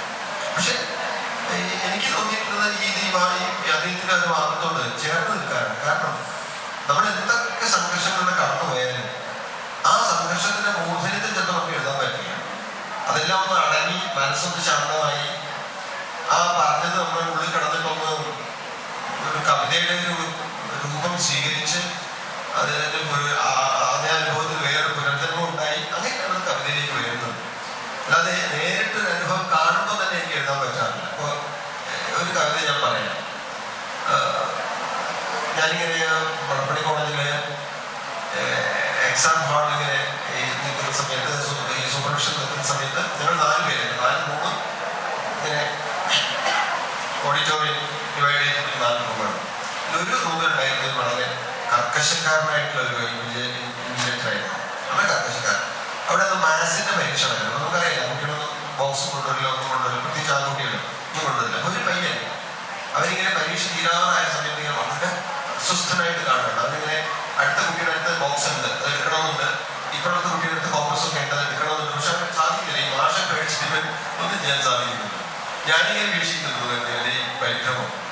ഇങ്ങനെ ഉള്ള സമയത്ത് തൊട്ട് ബാക്കിൽ ഇരുന്നൊരു കുട്ടി ഒരു സംഗതി ചെയ്തു. എന്താന്ന് ഞാൻ പറഞ്ഞേക്കാം, അത് നിങ്ങൾക്ക് ഇഷ്ടാവില്ല, പറയാത്ത ഈ ദൃശ്യം ഞാൻ കണ്ടതാണ്. പക്ഷെ അത് 10 കൊല്ലം കഴിഞ്ഞിട്ടാണ് എനിക്കത് ഒരു കവിതയായിട്ട് എഴുതാം. ഇതെന്റെ മനസ്സിലുണ്ട്, എല്ലാ സമയത്തും ഞാൻ ഇങ്ങനെ ഓർക്കും ഈ സംഭവം ഓർക്കും. പക്ഷെ അത് കവിത ആവാൻ ഒരു 5-10 കൊല്ലമുണ്ട്. അത്ര വലിയൊരു അനുഭവം ഒന്നുമല്ല, വളരെ നിസ്സാരമായിട്ടൊരു അനുഭവമാണ്. അപ്പൊ അത് നമ്മുടെ മനസ്സിന് പാകമാകുമ്പോഴാണ് അത് കവിതയായിട്ട് വരിക എനിക്ക് തോന്നുന്നത്. അവിടെയാണ് ഈ പ്രശാന്തത എന്ന് പറയുന്ന വാക്ക്. പ്രശാന്തത തന്നെയാണോ സ്വസ്ഥതയാണോ എന്ന് എനിക്ക് അറിഞ്ഞുകൂടാ. അങ്ങനെ ഒരു സന്ദർഭത്തിലായിരിക്കും നമ്മൾ കൂടുതൽ എഴുതുന്നത്. അപ്പൊ കവിത ഇങ്ങനെയാണ്. ആരായിരുന്നു എന്നാണ് കവിത ടൈറ്റിൽ. ചെറിയ കവിത, ഒറ്റ വലിയുള്ളൂ. ആരായിരുന്നു? കണക്കു പരീക്ഷയ്ക്ക് വൃത്തം വരയ്ക്കാൻ കോമ്പസില്ലാതെ കുഴങ്ങുന്ന എനിക്ക് മുന്നിൽ കുപ്പിവട ഊരി വെച്ച് ഇറങ്ങിപ്പോയ ആ നീ ആരായിരുന്നു? കണക്കു പരീക്ഷയ്ക്ക് വൃത്തം വരയ്ക്കാൻ കോമ്പസില്ലാതെ കുഴങ്ങുന്ന എനിക്ക് മുന്നിൽ കുപ്പിവട ഊരി വെച്ച് ഇറങ്ങിപ്പോയ ആ നീ ആരായിരുന്നു? ഇത് ഒരു ചെറിയ അനുഭവമാണ്. പക്ഷെ ഇത്രയും ചെറിയൊരു അനുഭവം പോലും എനിക്ക് കവിതയായിട്ട് 10 വർഷം എടുത്തു എന്ന് പറഞ്ഞാൽ അതിന്റെ അർത്ഥം എങ്ങനെയാണ് ഈ സാധനം പൊയറ്റിക് ലാംഗ്വേജിലേക്ക് ട്രാൻസ്ഫർ ചെയ്യപ്പെടുന്നത് എന്നുള്ളതിനെ പറ്റി ഒരു മുൻവിധിയും നമുക്ക് പറയാൻ സാധിക്കുകയില്ല. ചില അനുഭവം, അതേസമയം ചില അനുഭവങ്ങൾ നമുക്ക് വളരെ പെട്ടെന്ന് തന്നെ കവിതയാവുകയും ചെയ്യും. അത് നോക്കി നിൽക്കെ പിടിച്ചെടുക്കുന്ന ഒരു അനുഭവം പെട്ടെന്ന് നമുക്ക് കവിതയിലേക്ക് കൊണ്ടുവരാൻ സാധിക്കും. അത്ര നിയമങ്ങളൊന്നും അനുസരിക്കാത്തൊരു മാധ്യമമാണ് കവിത. ഒരു മായാമൃഗം പോലെയാണ്. അതിങ്ങനെ പാഞ്ഞു പോകും. അത് നിർവചിക്കാൻ ശ്രമിച്ചാൽ അത് പിടിതരില്ല. നിയമങ്ങൾ കൊണ്ടുവന്നാൽ അത് പിടിതരില്ല. കവിത ഇങ്ങനെയാണെന്ന് പറഞ്ഞാൽ അങ്ങനെയല്ല, ഞാൻ ഇങ്ങനെയാണെന്ന് പറഞ്ഞാൽ കവിത മുതൽ മാറി. ഇങ്ങനെ ഭയങ്കര ഫ്ലെക്സിബിൾ ആയിട്ടൊരു മാധ്യമമാണ് കവിത. പിടിക്കാൻ പറ്റില്ല. അതുകൊണ്ട് സംഭവിച്ചതിന് ശേഷം ഇങ്ങനെയൊക്കെയാണെന്ന് പറയാനേ പറ്റുള്ളൂ. സംഭവിക്കുന്നതിന് മുമ്പ് കവിതയെക്കുറിച്ച് ഏത് നിർവചനവും ഏത് എന്താണ് നമ്മൾ പറയുന്നത് അതിനെക്കുറിച്ചുള്ള പ്രവചനവും അസ്ഥാനത്തായിരിക്കുന്നതാണ് എൻ്റെ ഒരു വിശ്വാസം. പറഞ്ഞ കാര്യം വളരെ ഇൻട്രസ്റ്റിംഗ് ആണ്. കാര്യം എന്ന് പറഞ്ഞാൽ കവിതയെ സംബന്ധിച്ച് നമ്മൾ എന്ത് കാര്യം ആലോചിച്ചാലും കുറച്ച് കഴിഞ്ഞ് ആലോചിക്കുമ്പോൾ നമുക്ക് തെറ്റും. നമ്മൾ പറഞ്ഞത് ശരിയല്ലല്ലോ, കവിത തന്നെ മറികടന്നല്ലോ എന്ന് നമുക്ക് ബോധ്യം ഉണ്ടാകും. ഈ കവിതയെ പറ്റി ഇപ്പം ഞങ്ങൾ പറഞ്ഞ പല കാര്യങ്ങളും നിങ്ങൾ കുറച്ച് കഴിയുമ്പോൾ നിങ്ങൾക്ക് തന്നെ അതിനകത്ത് തെറ്റലുകളൊക്കെ തോന്നിയേക്കാം. അങ്ങനെ കവിതയെ പറ്റിയൊന്നും നമുക്ക് പൂർണ്ണത, അങ്ങനെ ഒരു പൂർണ്ണമായ ഒരു കാര്യവും നമുക്ക് സ്ഥാപിക്കാൻ കഴിയുകയില്ല. കവിത അതിനെ മറികടന്നുണ്ട്. മാഷ് പറഞ്ഞ പോലെ 20 വർഷം എടുത്ത കവിതയായിട്ട് രൂപപ്പെടാൻ ഇത് നമ്മുടെ കവിത സംഭവിക്കുന്ന കാര്യമാണ്. കവിതയായിട്ട് നമ്മളിലേക്ക് അത് കടന്നു വരാനെടുത്തൊരു ടൈമാണ്. അതുപോലെ തന്നെ വളരെ പെട്ടെന്ന് എനിക്ക് ചില അനുഭവമുണ്ട്. വെച്ചാൽ ചില കാര്യങ്ങളെ ഞാൻ അതിജീവിക്കുന്നത് കവിത എഴുതി അതിജീവിച്ചിട്ടുണ്ട്. ചില എനിക്ക് കാണാൻ പറ്റാത്ത ഒരു സമ്മർദ്ദം ഉണ്ടാകുന്നതിന് ഞാൻ വളരെ പ്രസാദാത്മകമായിട്ട് കവിത എഴുതിയിട്ട് ഞാൻ അതിനെ മറികടന്നിട്ടുണ്ട്. അങ്ങനെ ഒരു കവിത ഒരു പാലമാണ്. നമുക്ക് കവികൾക്ക് വെള്ളത്തിൽ വീഴാതെ നടന്നു പോകാൻ പറ്റിയ ഒരു പാലമാണ് കവിത. നമ്മൾ ഈ കവിത കൈപ്പിടിയിൽ ഉള്ളത് കൊണ്ടാണ് പല സംഘർഷങ്ങളെ നമുക്ക് മറികടക്കാനായിട്ട് കഴിയുന്നത്. അങ്ങനെ വലിയൊരു നമ്മുടെ ഒരു പിടിവള്ളിയാണ് കവിത. അങ്ങനെയാണ് എനിക്കത് തോന്നുന്നത്. പിന്നെ മുമ്പ് പറഞ്ഞതുപോലെ ഈ എഴുത്തുകാരിയുടെ മുറി എന്ന ഒരു കൺസെപ്റ്റ്, അത് തമിഴ് എഴുത്തുകാരി സൽമയോട് ഞാൻ ഒരിക്കലും സംസാരിച്ചപ്പോൾ സൽമ ഞാനൊരു ഇന്റർവ്യൂ ചെയ്തു. സൽമ എന്നോട് പറഞ്ഞ കാര്യം എന്ന് പറഞ്ഞാൽ ഈ തിണ്ടാടി തുണികളൊക്കെ ഉള്ള കുളിമുറിയിൽ പോയിട്ട് ഇവര് രാത്രികാലത്ത് എല്ലാവരും ഉറങ്ങിയ ശേഷം കവിത എഴുതുവാനായിട്ട് പറഞ്ഞിട്ടുണ്ട്. അത് വളരെ സങ്കടകരവും പ്രസക്തവുമായ ഒരു കാര്യമാണ്. അതുപോലെ എഴുത്തുകാരൻ പച്ചരത്തിയൊക്കെ എഴുതിയ നാരായണനോട് ഞാൻ സംസാരിച്ചപ്പോൾ നാരായണൻ എന്നോട് പറഞ്ഞ കാര്യം, സ്വസ്ഥത ഇല്ലെങ്കിൽ നമുക്ക് സ്വസ്ഥമായിട്ടൊരു കാര്യം എഴുതാൻ പറ്റില്ലെന്നാണ്. എത്ര അനുഭവം അദ്ദേഹത്തിന് ബോധ്യമാണത്. എത്ര നമുക്ക് ഉള്ളില് എഴുതാനുണ്ടെങ്കിലും ജീവിതത്തിൻ്റെതായ ഒരു സ്വസ്ഥത നമുക്ക് കൈവരണം. അങ്ങനെ ഒരു സ്വസ്ഥത ഇല്ലെങ്കിൽ നമുക്കൊരു വരി പോലും എഴുതാൻ പറ്റില്ല എന്ന് പറഞ്ഞിട്ടുണ്ട്. ഇപ്പം നമ്മുടെ നാടൻ പാട്ടുകളുടെ ഒരു വലിയ ചരിത്രമാണ്. അവർക്ക് അക്ഷരവതിയില്ല, എഴുതാനായിട്ട് ഉള്ള സാഹചര്യമില്ല. അവര് ശരിക്കും അവരുടെ സംഘർഷത്തെയും സങ്കടത്തെയും പ്രതിഷേധത്തെയും ഒക്കെ അവര് രേഖപ്പെടുത്തിയത് അവരുടെ ശബ്ദത്തിലൂടെ, പാട്ടുകളിലൂടെ. ആ പാട്ടുകൾ അപ്പം എനിക്ക് തോന്നുന്നത് ആവിഷ്കരിക്കപ്പെടുമെന്നാണ് എനിക്ക് തോന്നിയിട്ടുള്ളത്. ഒരാളുടെ ഒരു പ്രതിഷേധമോ സങ്കടമോ നിരാശയോ ജീവനമോ ഒക്കെ ചിലപ്പോൾ ഒരു ഭിത്തിയിൽ എഴുതുന്ന ഒരു കുറിപ്പുകൾ കൊണ്ടോ അല്ലെങ്കിൽ മേശയിൽ എഴുതുന്ന ഒരു വാക്കുകൾ കൊണ്ടോ ഒക്കെ അവ രേഖപ്പെടുത്തും. അത് കവിതയോ ഉന്നതമായ വലിയ സാഹിത്യമോ ഒന്നും ആയില്ലെങ്കിലും അവരാൽ ആവിഷ്കരിക്കപ്പെടുമെന്ന് തന്നെയാണ് നാടൻപാട്ടുകളുടെയൊക്കെ ചരിത്രം എടുത്തു നോക്കിയാൽ നമുക്ക് മനസ്സിലാകും. ചെങ്ങുതിരാതി പാട്ടുകൾ, മറിയമ്മ ചടത്തി എന്ന് പറഞ്ഞാൽ നിങ്ങൾക്കറിയാവും. അവർക്ക് അക്ഷരാഭ്യാസം ഇല്ല. ഒരു SP കോളേജ് അവസാനം MA വിദ്യാർത്ഥി ക്ലാസ് എടുത്ത ആളാണ്. ചെങ്ങുതിരാതി പാട്ടുകൾ പൊതു ശ്രദ്ധയിലേക്ക് കൊണ്ടുവന്ന ചേർത്തിയാണ് മറിയമ്മ ചടത്തി. അങ്ങനെ എന്നെ സംബന്ധിച്ച് നോക്കുമ്പോൾ എനിക്കൊരു സ്വസ്ഥതയില്ലാതെ ഒരു വരി പോലും എഴുതാൻ പറ്റിയിട്ടില്ല. പക്ഷെ പറഞ്ഞ പോലെ സംഘർഷങ്ങളെ മറികടക്കാനായിട്ട് കവിതയിൽ പോയി തല വെച്ച് ഇരുന്നിട്ടുമുണ്ട്.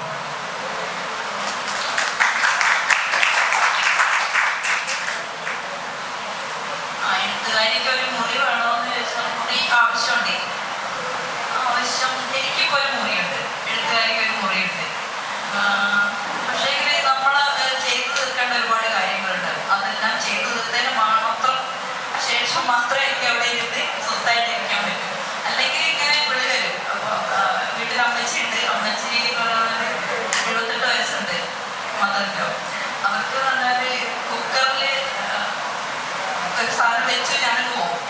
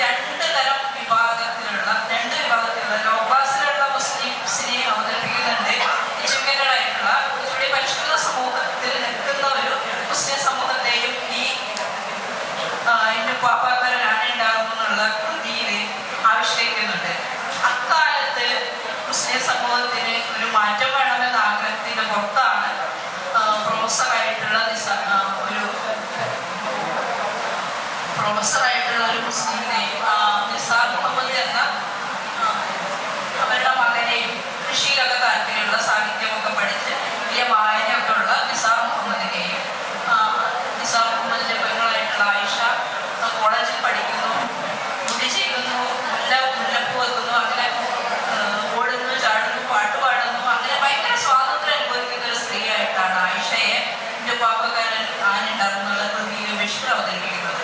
അതേസമയം തന്നെ നാട്ടുഭാഷകളിലൊക്കെ സംസാരിക്കുന്ന കുളിച്ചാൻ പോവുക, അങ്ങനെയുള്ള ഒരുപാട് തനി നാട്ടുപുറ ഭാഷയിലൂടെ പറയുന്ന കുഞ്ഞു പാത്തുമ്മയെ അവതരിപ്പിക്കുന്നത്. അപ്പൊ ഞാനിപ്പോൾ ആലോചിക്കുകയാണ്, ഈ ഒരു കാലഘട്ടത്തിൽ എന്തുകൊണ്ട് മുസ്ലിം സ്ത്രീ അനുഭവങ്ങൾ നിങ്ങൾ എഴുതുന്നില്ല? അത്തരം അനുഭവങ്ങൾ വളരെ കുറവാണ്. എപ്പോഴും ഒരു സെക്യുലറായിട്ട് നിൽക്കാനാണ് അവരെപ്പോഴും ആഗ്രഹിക്കുന്നത്. ഒരു പൊതു എന്നുള്ള പബ്ലിക് എന്നുള്ള രീതിയിൽ നിൽക്കാനാണ് എല്ലാവരും ആഗ്രഹിക്കുന്നത്. എന്തുകൊണ്ട് മുസ്ലിം സ്ത്രീകളുടെ ഒരുപാട്, ഞങ്ങളുടെ നാട്ടിലൊക്കെ ഒരുപാട് ഒറ്റയ്ക്ക് ജീവിച്ച സ്ത്രീകളുണ്ട്. അവര് പലരും പൊരുത്തി നിൽക്കുന്നവരാണ്. എപ്പോഴും മതമേലധ്യക്ഷന്മാരെയോ അങ്ങനെയുള്ള ഉസ്താദുമാരെയോ ഒന്നും ഗൗനിക്കാതെ അവർ ജീവിച്ചിട്ടുണ്ട്. അങ്ങനെ ഒപ്പം അവരുടെ മക്കൾ പക്ഷെ വേറെ രീതിയിൽ വിദ്യാഭ്യാസത്തിൽ പുരോഗതിയിലേക്കൊക്കെ വരുന്നു. പക്ഷെ കവിതയിൽ അത്തരം അടയാളങ്ങൾ വളരെ കുറവാണ്. അത് ഞാൻ കവിത പരിചരണങ്ങളോട് പോലും പറഞ്ഞിട്ടുണ്ട്. ഈ ഗൾഫിൽ ജോലിക്ക് പോകുന്നത് ആങ്ങളമാരെ പങ്കന്മാരെ കെട്ടിക്കാൻ വേണ്ടിയിട്ടാണ് ഒരു കാരണമായിട്ട് പറയുന്നത്. അപ്പൊ ഇപ്പൊ അങ്ങനെയല്ലല്ലോ, അവർ കർത്തൃത്വത്തിലേക്ക് വന്നു, അവർ സ്വയം പഠിക്കാനും ഉദ്യോഗം നേടാനും ഒക്കെ ഒരു സബ്ജക്റ്റിലേക്ക് അവർ വന്നു കഴിഞ്ഞു. അപ്പം അത്തരം ഒരു മാറ്റിപ്പിടിക്കലേക്ക് ഇപ്പോഴും ആവശ്യമുണ്ട് എന്നാണ് എനിക്ക് തോന്നുന്നത്. അപ്പം നിങ്ങൾ ശ്രദ്ധിക്കണം, ഇവിടെ ഇരിക്കുന്നവർ കുറച്ചു പേരെങ്കിലും എഴുതുന്നവരുണ്ടാവും എന്നാണ് ഞാൻ വിചാരിക്കുന്നത്. അവർക്ക് ഉപകാരപ്പെടട്ടെ എന്ന് ഞങ്ങളുടെ ഈ സംസാരം. Thank you. വളരെ എല്ലാവർക്കും സ്നേഹം, പ്രത്യേകിച്ച് ഫസീലയായിട്ടുള്ള ബന്ധം എന്ന് പറയുന്നത് വർഷങ്ങൾക്ക് മുമ്പുള്ള ബന്ധമാണ്. ഒരു കവിതാ ക്യാമ്പിനാണ് ഞങ്ങൾ പരിചയപ്പെടുന്നത് കണ്ണൂർ വെച്ചിട്ട്. ആ ബന്ധം ഇപ്പോഴും തുടരുന്നു. കേരളത്തിലാണ് അതിനുശേഷം ഞങ്ങൾ വീണ്ടും കണ്ടുമുട്ടുന്നത്.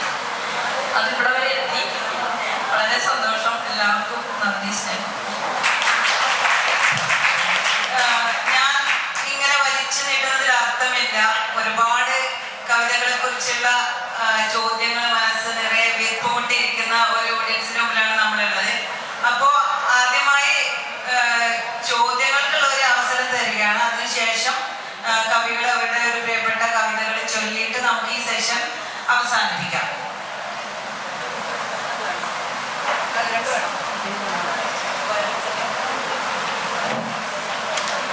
ആർക്കെങ്കിലും ക്വസ്റ്റ്യൻസ് എന്തെങ്കിലും കൊണ്ടുകൊണ്ട് വരാൻ? ഹലോ, എൻ്റെ പേര് ആശ. ഞാനിവിടെ സെക്കൻഡ് ഇയർ ഇംഗ്ലീഷ് പഠിക്കാണ്. എനിക്ക് ചോദിക്കാനുള്ള രണ്ട് ചോദ്യങ്ങളാണുള്ളത്.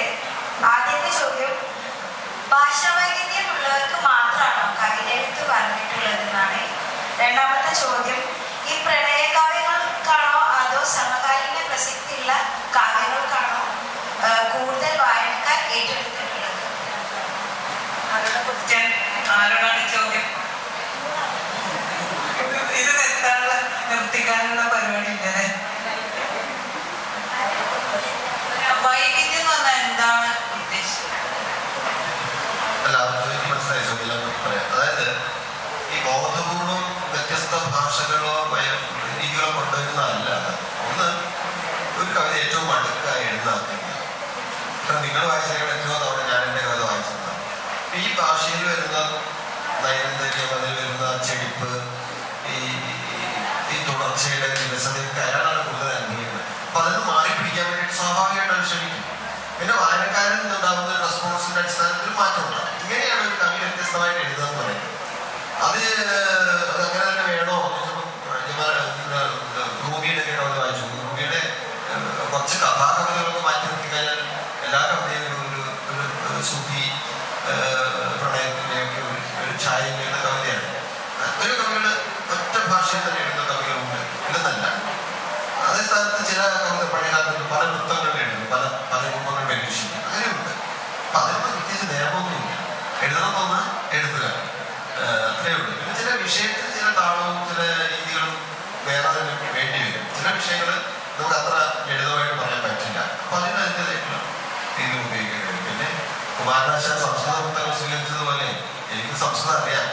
കാണിക്കാൻ വേണ്ടി ചിലപ്പോൾ അത്തരം പരീക്ഷണങ്ങൾ ചെയ്യേണ്ടി വരും. അതാണ് വള്ളത്തോളൊക്കെ തമിഴ് പാരമ്പര്യത്തിലെ വൃത്തം ഉപയോഗിച്ച് കുമാരനാശാന് സംസ്കൃത വൃത്തങ്ങളാണ് മുഴുവൻ ഉപയോഗിച്ചു. അത് കാരണം എന്താണ്? എനിക്ക് സംസ്കൃതം അറിയാം എന്ന് കാണിക്കേണ്ട ആവശ്യമില്ലായിരുന്നു കുമാരനാശാൻ. അപ്പൊ അങ്ങനെയുള്ള ഒരു പല ഘടകങ്ങളാണ് ഇതിനകത്ത് ഈ വൈവിധ്യം സ്വീകരിക്കുന്നത്. പിന്നെ രണ്ടാമത്തെ കാര്യം പ്രണയ കവിതകൾക്കാണോ? പ്രണയം ഒരു സമകാലിക വിഷയമല്ലേ? അല്ലേ? പ്രത്യേകിച്ച് ഞാൻ പറയാം ഈ ആളുകളെ തമ്മിൽ വിഭജിക്കുകയും അവർക്ക് തമ്മിൽ മതിൽ പണിയുകയും ചെയ്യുന്ന പണി ഇപ്പോഴല്ലേ കൂടുതൽ ചെയ്യും. ജാതിയുടെ മതത്തിന്റെ എന്തിന്റെ പേരിലായാലും ഈ കമ്പാർട്ട്മെന്റായിട്ട് തിരിക്കുന്ന ഈ രീതി ആളുകൾ തമ്മിൽ ഇങ്ങനെ പലതരം എന്താണ് ആശയത്തിന് ഭിന്നിപ്പിക്കുന്ന ഇപ്പോഴല്ലേ കൂടുതൽ. അപ്പോഴല്ലേ സ്നേഹത്തെ കുറിച്ച് കൂടുതൽ പറയുന്നത് അല്ലേ? അതൊരു രാഷ്ട്രീയ പ്രവർത്തനമല്ലേ ശരിക്കും. ഹിംസ ലോകത്ത് വ്യാപിക്കുമ്പോൾ സ്നേഹം ഇപ്പുറത്ത് പറയുന്നത് എന്താ? രാഷ്ട്രീയ പ്രവർത്തനമാണ്. അപ്പോൾ സ്നേഹം പ്രണയത്തെ കുറിച്ച് പറയുന്നത് പ്രണയത്തെ കുറിച്ച് പറയാനല്ലാതെ അതിനകത്ത് ഒരു രാഷ്ട്രീയ ഉദ്ദേശം പ്രവർത്തിക്കുന്നുണ്ട്. അതുകൊണ്ടാണ് ഞാൻ പെട്രോളിൽ എഴുതിയൊരു ഒരു പ്രണയ കവിതാ പുസ്തകം വരുന്നുണ്ട് അടുത്ത മാസം. 114 കവിതകളുണ്ട്. അതിന്റെ ആദ്യത്തെ കവിത ഇങ്ങനെയാണ്: ഞാൻ ഉറപ്പായും പറയുന്നു ആശ്ലേഷിക്കാനല്ലോ ദൈവം കൈകളെ സ്വതന്ത്രമാക്കി. പലതിയല്ലേ കൈകൊണ്ട് പലതിയ മൊബൈൽ ഫോൺ ഉപയോഗിക്കാം, ബിരിയാണി തിന്നാം. പക്ഷെ ഞാൻ പറയുന്നത്, ഞാൻ ഉറപ്പായി പറയുന്നു ആശ്ലേഷിക്കാനല്ലോ ദൈവം കൈകളെ സ്വതന്ത്രമാക്കി. അത് അങ്ങനെ എനിക്കത് പറയാൻ പറ്റും. അതുപോലെ സൗന്ദര്യത്തെ കുറിച്ച് പറയും.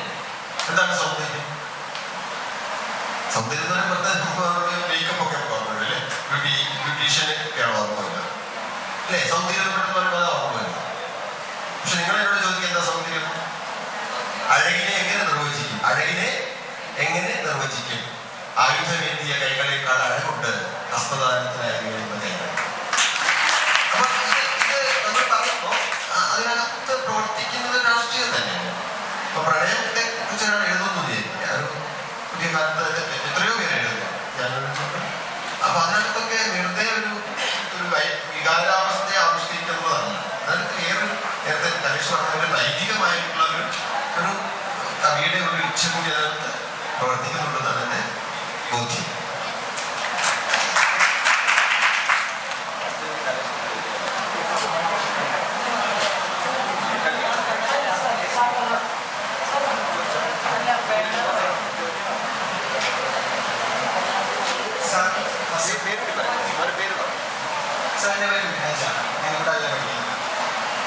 ഫസ്റ്റ് ഓഫ് ഓൾ ഞാനൊരു സോറി ചോദിക്കാം.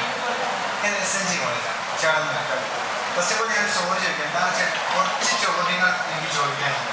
അപ്പോൾ അതിന് ചെറിയൊരു വാക്കിൽ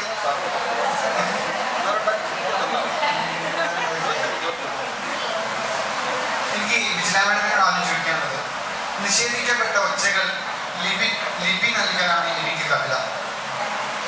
എൻ്റെ അമ്മമാർക്ക് എഴുതാൻ കഴിയാത്ത പോയതാണ് അവരുടെ വിരൽത്തുമ്പിലും സ്നേഹത്തിലും വിരിഞ്ഞ സൂര്യകാന്തികളാണ് കവിത എന്ന് സ്വന്തം വിശേഷിക്കാൻ കാരണം.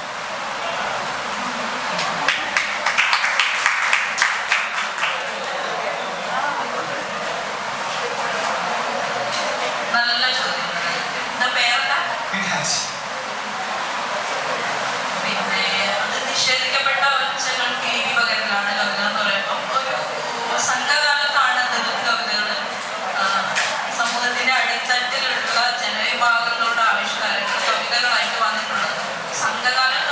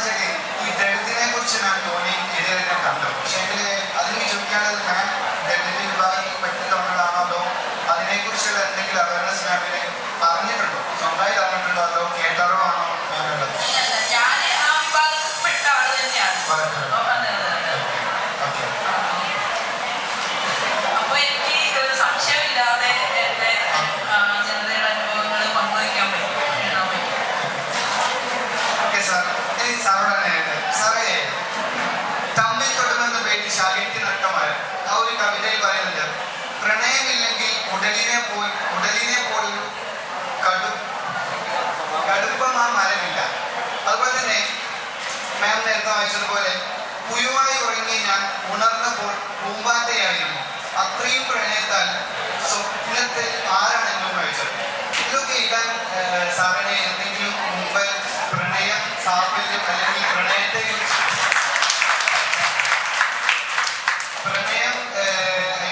പ്രണയിച്ചിട്ട് അത് കിട്ടാതായി പോയിട്ടുണ്ടോ? ആ ഒരു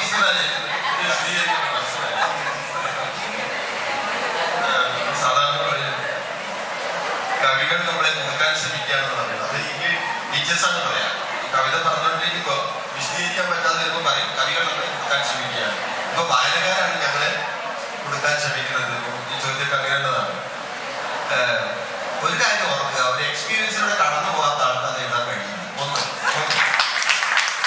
രണ്ടാമത്തത്, വിജയിച്ച പ്രണയത്തെക്കാൾ കൂടുതൽ നമുക്ക് എഴുതാൻ പറ്റുക തോറ്റ പ്രണയത്തെ കുറിച്ചായിരിക്കും. മൂന്നാമത്തത്, എന്റെ ഭാര്യ ഇടക്കിടയ്ക്ക് പറയും അവളെ കുറിച്ച് ഞാൻ കവിതയൊന്നും എഴുതുന്നില്ല, അത് എന്നെ കുറിച്ച് ഞാൻ എഴുതാത്തതെന്ന് ചോദിക്കുന്നത്. സത്യത്തിൽ എഴുതുന്നത് ഞാൻ എഴുതുന്നത് അവളെ കുറിച്ച് തന്നെയാണ്. പക്ഷെ ഈ അടുത്ത് ഞാനിപ്പോൾ വരാൻ പോകുന്ന പുസ്തകത്തിൽ മിക്കവാറും കവിത ഞാൻ അവളെ തന്നെയാണ് മനസ്സിലാക്കുന്നത്. അപ്പൊ ഞാൻ പറഞ്ഞു ഞാൻ ഒരു കവിത ഞാൻ എന്നെ കുറിച്ച് എഴുതിയിട്ടുണ്ട്. അപ്പൊ ഏതാ പറഞ്ഞു ഞാൻ ഈ കവിതയാണ്. കവിത ഞാൻ പറയാം. അത് മാത്സാണ്, കണക്കാണ്. നീയും ഞാനും മാത്രമുള്ളപ്പോൾ 2 എന്ന അക്കം തന്നെ എത്ര അധികം എന്ന് തോന്നും. 2 എന്ന അക്കം തന്നെ എത്ര അധികം എന്ന് തോന്നും. 3 തീരെ വേണ്ടെന്ന്. എന്നാൽ എന്നോട് എത്ര സ്നേഹമെന്ന് നീ ചോദിക്കുമ്പോൾ അക്കങ്ങളുടെ അനന്തത എത്രയും അവരോട് തന്നെയാണ്. ഭയങ്കര സന്തോഷമാണ്. ഇതിന് ശേഷം പലരെയും കാണിച്ചു കൊടുക്കും. റീഡ് ചെയ്തിട്ട് കഴിഞ്ഞ ദിവസം ഈ കവിത ഇൻസ്റ്റഗ്രാമിൽ വന്നിരുന്നു, സ്മിത ഹിന്ദാസ്. അപ്പൊ അതൊന്നും അവർക്ക് ഭയങ്കര സന്തോഷമാണ്. അപ്പം ഞാൻ പറഞ്ഞിരുന്നത് ഈ ഏതെങ്കിലും ഒരു സ്നേഹത്തെയോ ഒരു വ്യക്തിയോ ഉദ്ദേശിച്ചല്ല നമ്മൾ ഈ പ്രണയ കവിതകളൊക്കെ എഴുതുന്നത്.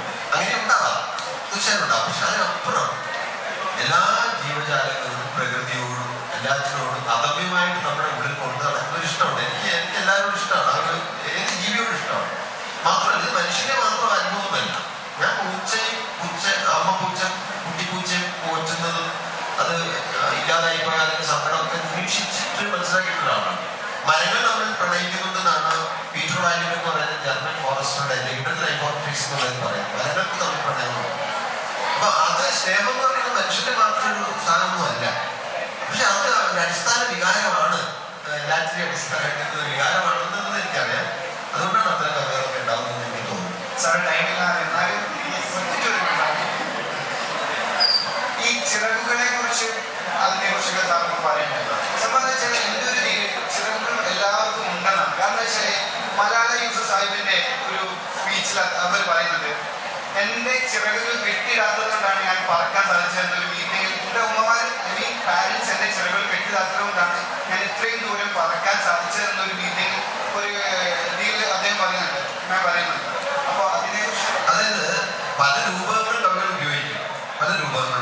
ചിറക് എന്നുള്ളത് എൻ്റെ കവിതയിൽ സ്വാതന്ത്ര്യത്തിന്റെ ഒരു രൂപമായിട്ട് വരുന്നത് മാത്രമേ ഉണ്ടാവും. അതിനപ്പുറത്തേക്ക് അതിനെ വിശദീകരിക്കാൻ നമുക്ക് സമയം കൂടുതൽ വേണ്ടി വരും. ഈ ചോദ്യങ്ങൾ അല്ലേ ഒരുങ്ങിയാണ് വന്നിരിക്കുന്നത്. അത് നന്നായി, നല്ല സന്തോഷം. കലേഷിനോടായി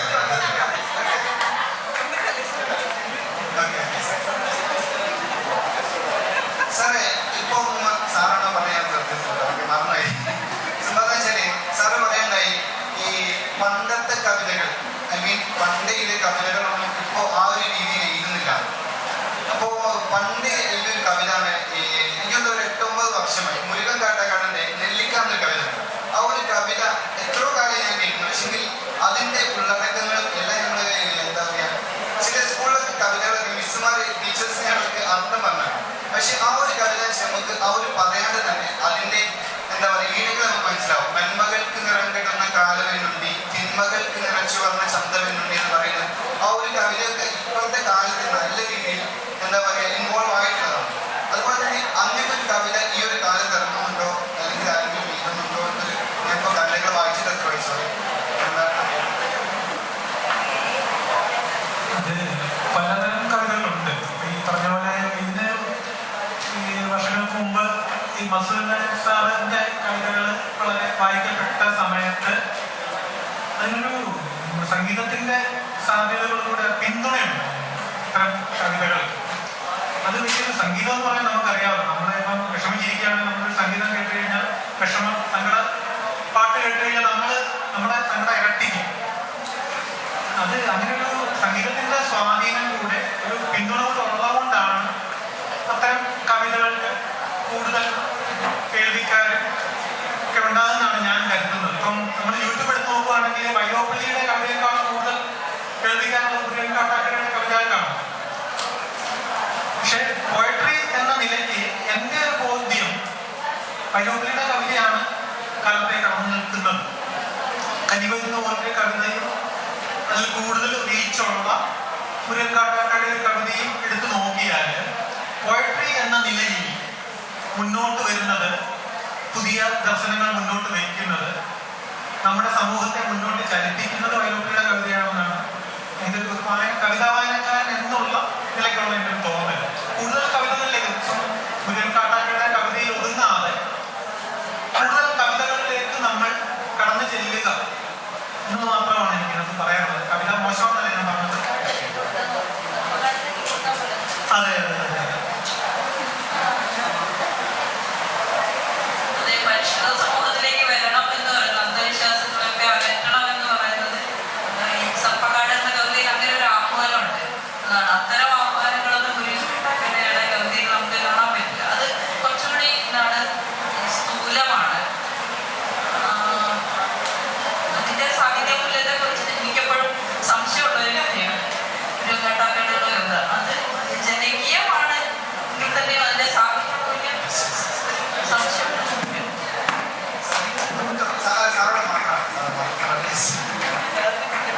സാറേ ഞാനേ അത് അന്ന് ചോദിക്കാൻ വിചാരിച്ചു, എന്നോടൊന്ന് വിട്ടുവരാം.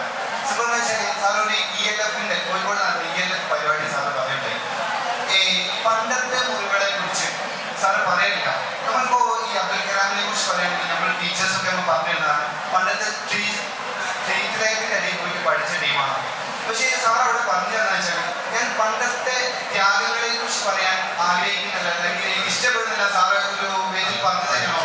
അപ്പൊ അതിനെക്കുറിച്ച് അത് നല്ലൊരു എന്താ പറയാ, ഒരു പോസിറ്റീവായിട്ട് എനിക്ക് നല്ല രീതിയിൽ തോന്നലാണ്. അല്ല, നമ്മൾ കവികളെന്ന് പറയുമ്പോൾ എക്സ്പീരിയൻസ് എന്ന് പറയുന്നത് നമുക്ക് കവിതയ്ക്കുള്ളൊരു എന്താണ് സ്ട്രോങ്സ് ആണ്. എക്സ്പീരിയൻസ് എന്നാണ് കവിത ഉണ്ടാവുക. അനുഭവങ്ങൾ തന്നെ നമ്മൾ പഠിച്ചത് പറയാൻ തുടങ്ങി കഴിഞ്ഞാൽ എന്ന് വരേണ്ട കവിത വരും. അതാണ്. അപ്പൊ ഞങ്ങൾക്ക് ഒരുപാട് അനുഭവങ്ങളുണ്ടാവും, വളരെ രഹസ്യവും സൂക്ഷ്മമായിട്ടുള്ള അനുഭവമുണ്ടാവും. ഈ അനുഭവങ്ങൾ റിസർവായർ പോലെ ഉണ്ട്. അതിൽ നിന്നാണ് നിങ്ങൾ ഈ വൈദ്യുതി കിട്ടുന്നത്. അപ്പൊ സ്വാഭാവികമായിട്ട് ഞങ്ങളുടെ അനുഭവങ്ങൾ കൂടുതൽ ഇങ്ങനെ പറയാൻ തുടങ്ങി കഴിഞ്ഞാൽ കവിത നീക്കാവും എന്നുള്ളൊരു കൺസെപ്റ്റാണ് ഞാൻ പറഞ്ഞത്. Okay, thank you sir. Thank you so much. Vijina ma'am നേരത്തെ പറയുകയുണ്ടായി, ഇവിടെ ഒന്നോ രണ്ടോ പേര് ആരെങ്കിലും എഴുതുന്നവരുണ്ടെങ്കിൽ ഞാൻ പറയുന്ന വാക്കുകൾ അവർക്കൊരു പ്രചോദനമായിക്കോട്ടെ. പക്ഷേ ഇവിടെ 1-2 പേരല്ല, 23 കവിമാരുണ്ട് ഞങ്ങളുടെ ഡിപ്പാർട്ട്മെന്റിൽ. ആ 23 പേരുടെ കവിത ഞങ്ങൾ ടീച്ചേഴ്സിൻ്റെയും കുട്ടികളുടെയും എല്ലാവരെയും, മെയിനായിട്ട് കുട്ടികളുടെ